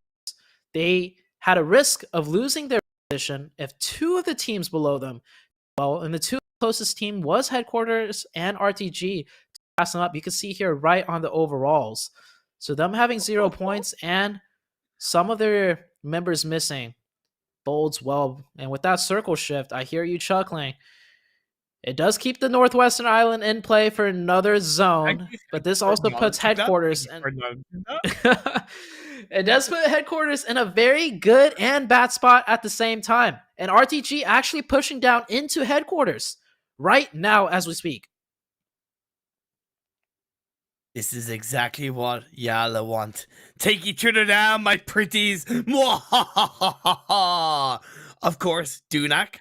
They're still in the running to overtake YaLLa's spot. And it seems like the engagement is coming. RTG, I believe, have put Headquarters down to just 1 player. I suppose all YaLLa need is one of the 2 teams below them to get ahead. They'll be okay with 16th. Of course, the more teams do well, the tighter it becomes as Twisted Minds gets a knock into one of the NASR players outside of the Circles Revolution. They're on that northwestern side of this circle. Ooh, the mine weapon. Oh my god. Okay, get turned on. Okay, the mine weapon. Where... I've asked this already. Where were you guys at week number 1? I know, right? Like, the mechanics out of these players on another level. He popped out the buggy, got shot at a couple bullets, and still managed to turn on that other player. This mine weapon team, we're in for a treat this Super Weekend. Hopefully the same mine weapon that we're seeing out of the League Week shows up in the Super Weekend, because that's another big hitter that could really change things up. Looking at who's left alive, Headquarters down to just that 1 member, and RTG with that 1 point secured for now through that elimination. They are tied with Headquarters in 16th place. Teams right now will have an overall of 32 points, and oh my gosh, actually, both teams will have the same number of elimination points. I have the scores pulled up on the side. But I'm definitely jumping ahead. One team's going to get ahead of another team just through the natural progression of the game. But quite really, they're tied for points, and they're tied for eliminations, tied for placement points, and tied for 0 chicken dinners. So, I mean, the game's not ended, but that's just really funny. And what a precarious situation we are at this very moment in this stage of the game. Suppose it's a good point you make. If it was to end now, as far as I know, it will come down to the result of your last game, as in whoever had the strongest result of the last game. As far as I know, I think that's what the tiebreaker rule is. I'm glad you brought up that point. On a side note, the last Headquarters player is a River Troll. The circle shifts on up in just a mere second, and it's up on the Northwest. And just to say that Northwest Island, it's still in the circle. The Zute curse is real. Oh, man. How does that even happen? Technically, it's why I put you on the spot, man. Technically, the Northwestern Island is in play. Yep, it is in play still. It is in the zone. Rico Infinity doing Rico Infinity things, controlling this high ground. Nice sight lines, good shots connecting onto 963. They only got 2 players up. One of them is knocked, but definitely not revivable.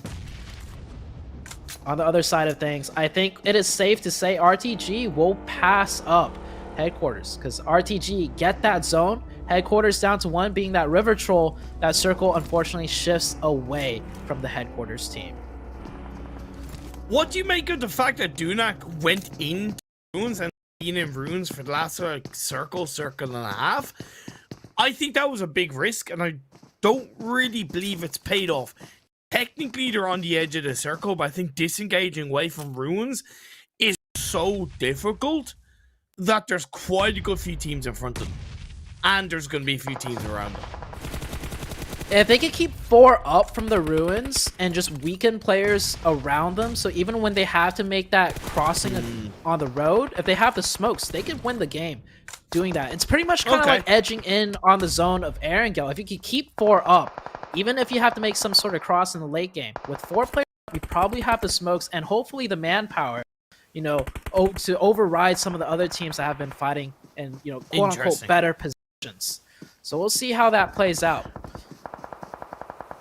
Team that is still in slight running, although down in 20th place into this game, is 4K, and they're taking a fight against Nigma Galaxy, and they are winning that fight. Unfortunately, Headquarters, he was down in the river, he goes down, and I wonder, is the Headquarters missing the second super weekend for a team that did such a good amount of work to get themselves back into the running?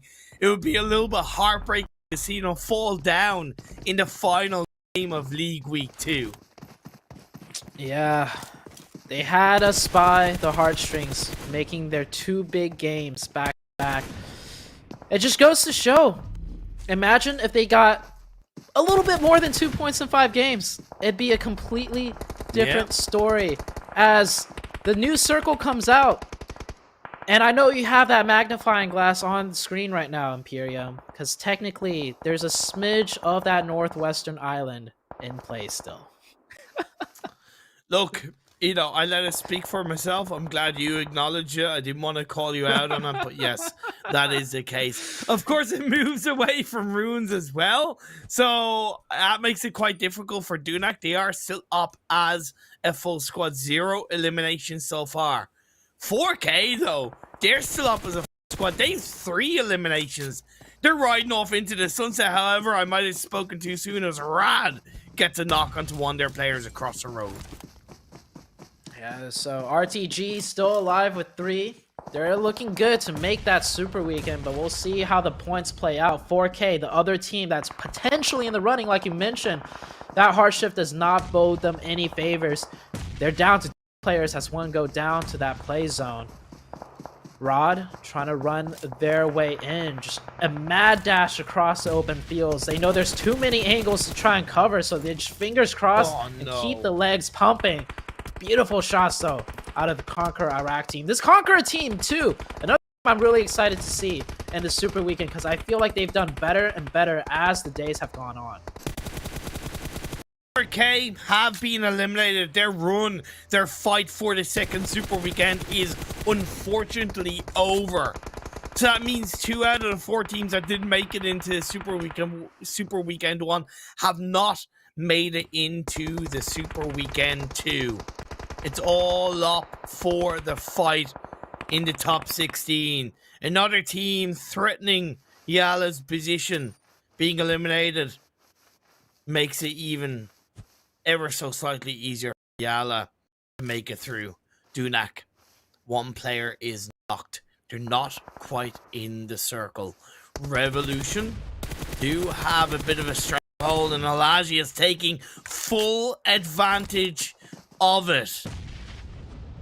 Dunak might have presumed a bit too much hanging on to the runes position. However, they do have 1 player inside runes looking to pull off a heal strat, it seems. You still have 1 player in zone too. This player won't be able to break into this zone like 1v3. I don't think so. But he might be able to get a knock and confirm it in elimination points. There is 3 players lined up perfectly right in front of him. And he's got that UMP in hand. If he could get a double knock, he can make it a 1v1 very quickly. And as Revolution's actually pushing, yeah, they're pushing towards the other side. That's great for Dunak. He could come in and third party this. RTG, by the way, have gone out, but they did get a decent amount of points. I feel like that's their position secured in the second Super Weekend. Just about. We'll have to wait and see. Rico Infinity, 3 players up.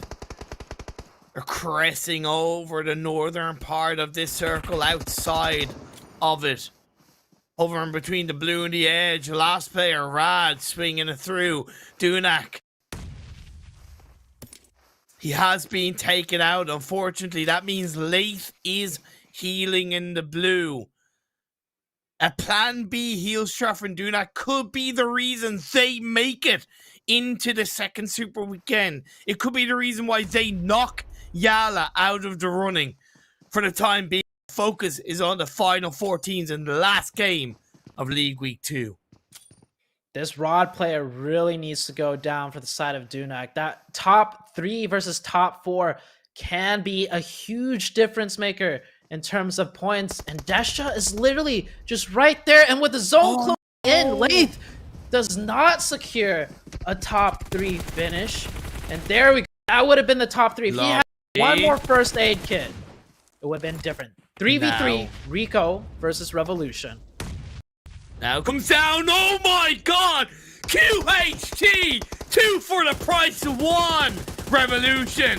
Whittle Rico down to just 1 player, but SK Ton is gonna trade on off a second through! SK Ton nearly clutches, but Revolution gets a chicken dinner. If there was any player to potentially pull off the 1v3, it would have been SK Ton of all players.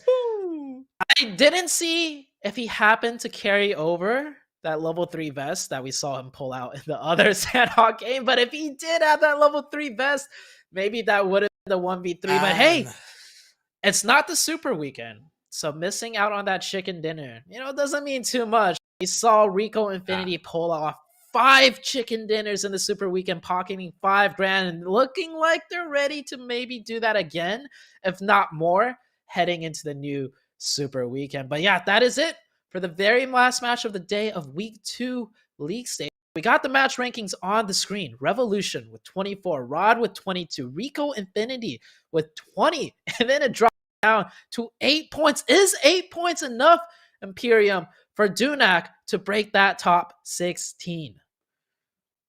I have some speculation around it, but I'm not going to speak about it. We'll have to wait and see for the overall standings. It's kept it very close. 4K, unfortunately, they got 3 elimination points, but with all the damage they took, they didn't seem to maybe have that plan B of a heal strat, and they only got 4 points in the end.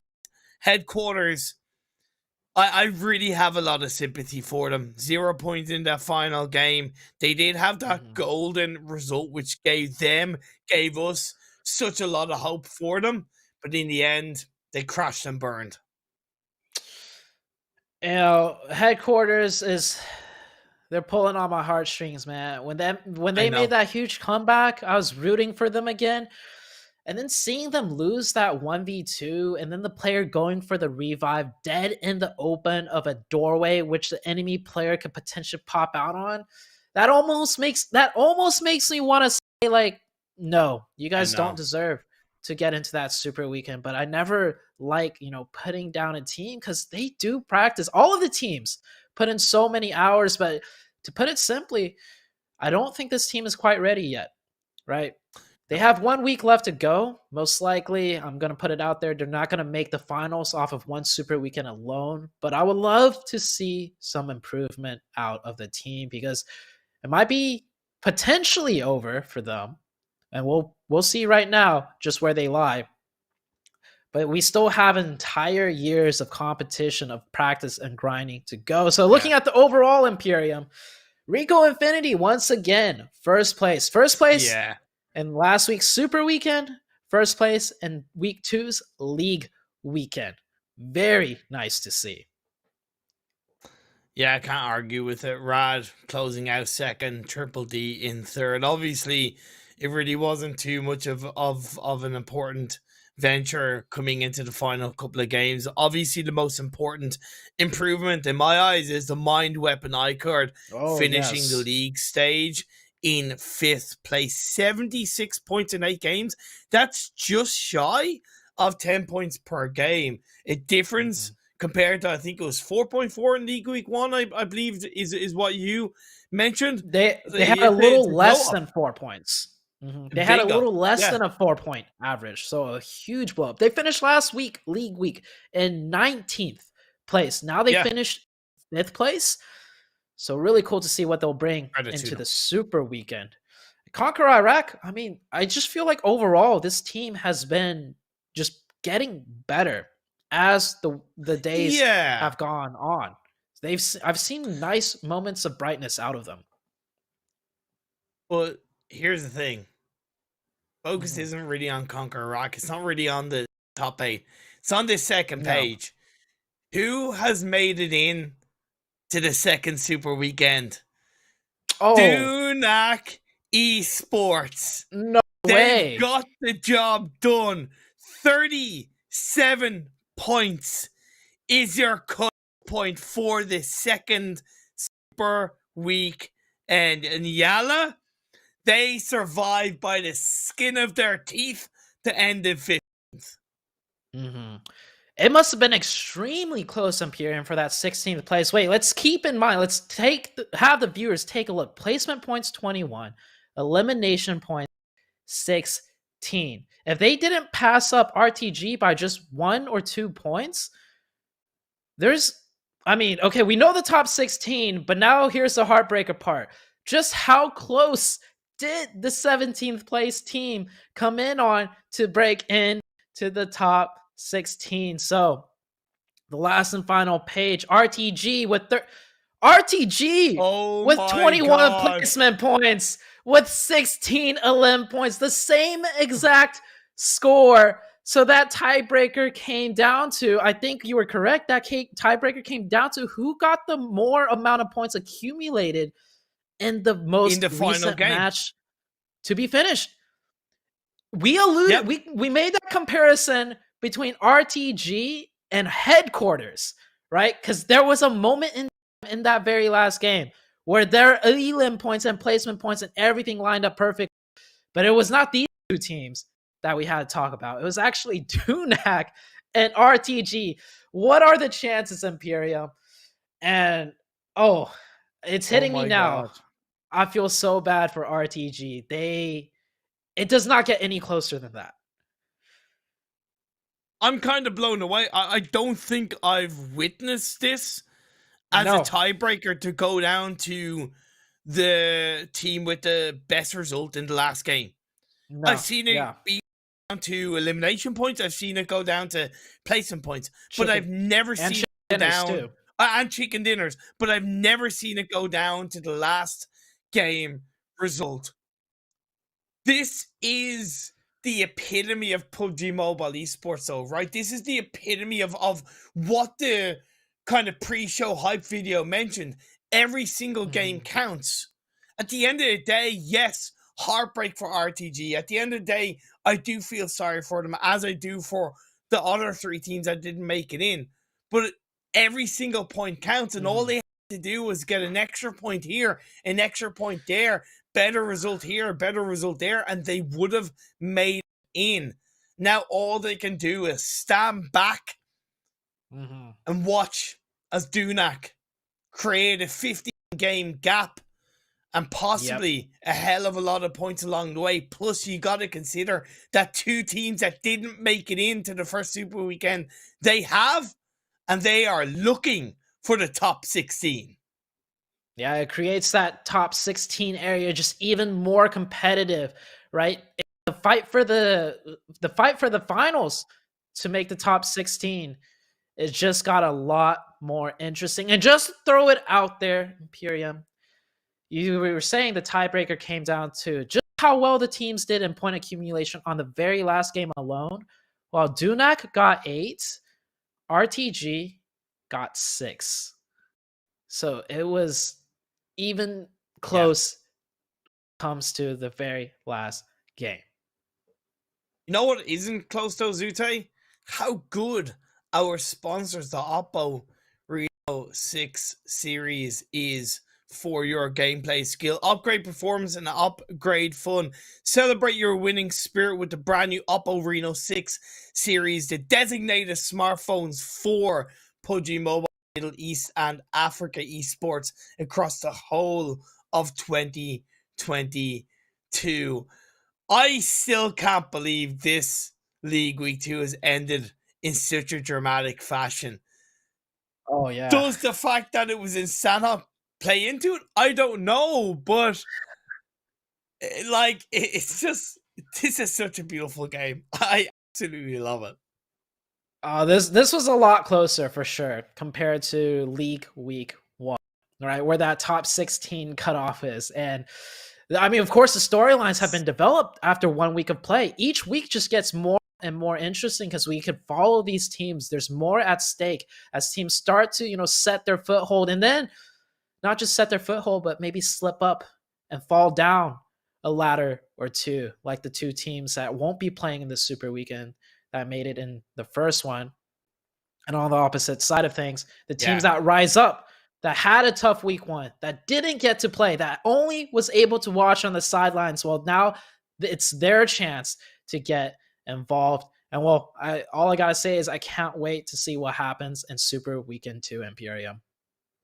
Exactly. There is a day's break for all of the 16 teams that qualified into the Super Weekend, but we will be back on your screens, in your faces on Thursday. You're not going to want to miss what happens in Super Weekend 2. Thank you for tuning in. Thank you for watching, and see you all next time.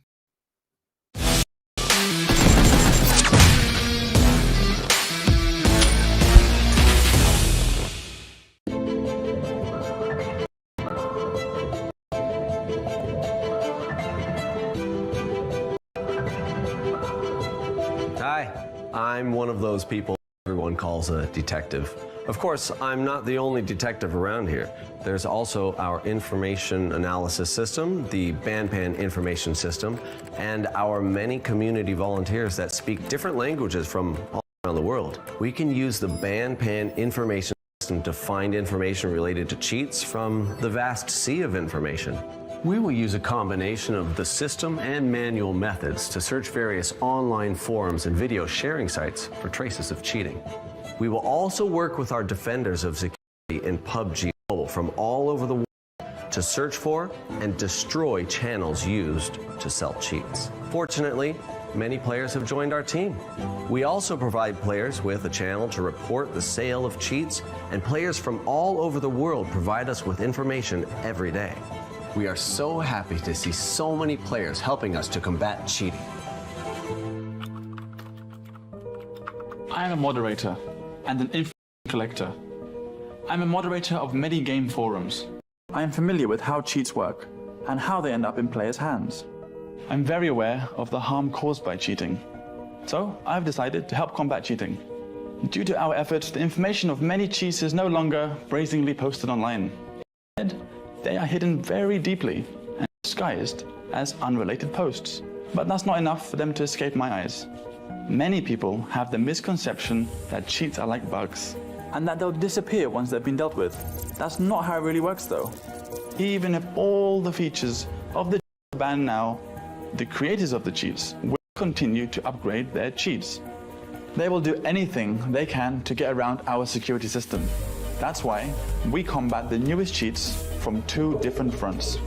We work together from the inside and the outside to effectively cover all types of cheating and combat them quickly. Although this is just a game, everyone likes those who follow the rules and play fairly. What makes games fun are the things that make us feel nervous and challenge us. It is because victory was hard-earned that we feel joyful about it. We make several copies of samples of cheats.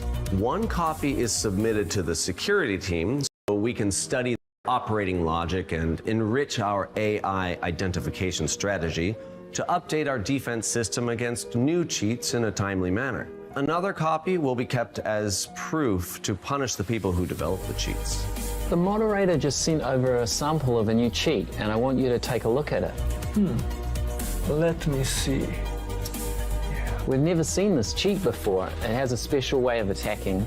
We just analysed it and identified some of its characteristics. I think we can use this cheat's behaviour to improve the coverage of other cheats. I understand how it works now. This sample is very helpful to us.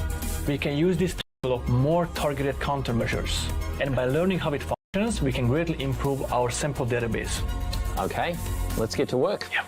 Other than combating cheats through the system, we also want to attack the origin of cheats through other methods. When it comes to people who develop cheats for profit, the legal approach is a good one. We have a professional legal team, and we believe they can bring these people to justice. But before the legal team can initiate a lawsuit, they need sufficient information and evidence to win the lawsuit. This is where the information we provide becomes especially important. What detectives and I do best is to sift through unassuming clues, tracing matters to the roots, to find information and clues. The more information we have, the closer we are to victory. We received some exciting news today. Our legal team won lawsuits in the United States of America and Germany. That's great news. Let's open a bottle of champagne and celebrate. Hang on. Let's not say just yet. In the lawsuit, the defendant provided even more information about the team that developed the cheat. It looks like we're going to be very busy over the next few days. Yes. In 2021, we retrieved more than 10,000 samples from various channels, and more than 30% of them were valid samples. It's also worth mentioning that many sellers of cheats online are scammers. They won't give you any cheats. They will even hide some viruses in the files they give you. It's a good thing we have our testers and our security experts. If not, our ordinary players would be in a lot of danger. In summary, we're very proud of our work. We feel like we're rangers who search for clues about enemies from the shadows to deal them a swift and deadly blow. Please allow me to promote the security community. We welcome all volunteers to join our security community. Join our fight against cheaters and ensure all players have a fair gaming environment. We are part of the PUBG mobile security IT team. We fight to create a fair, competitive environment for all players.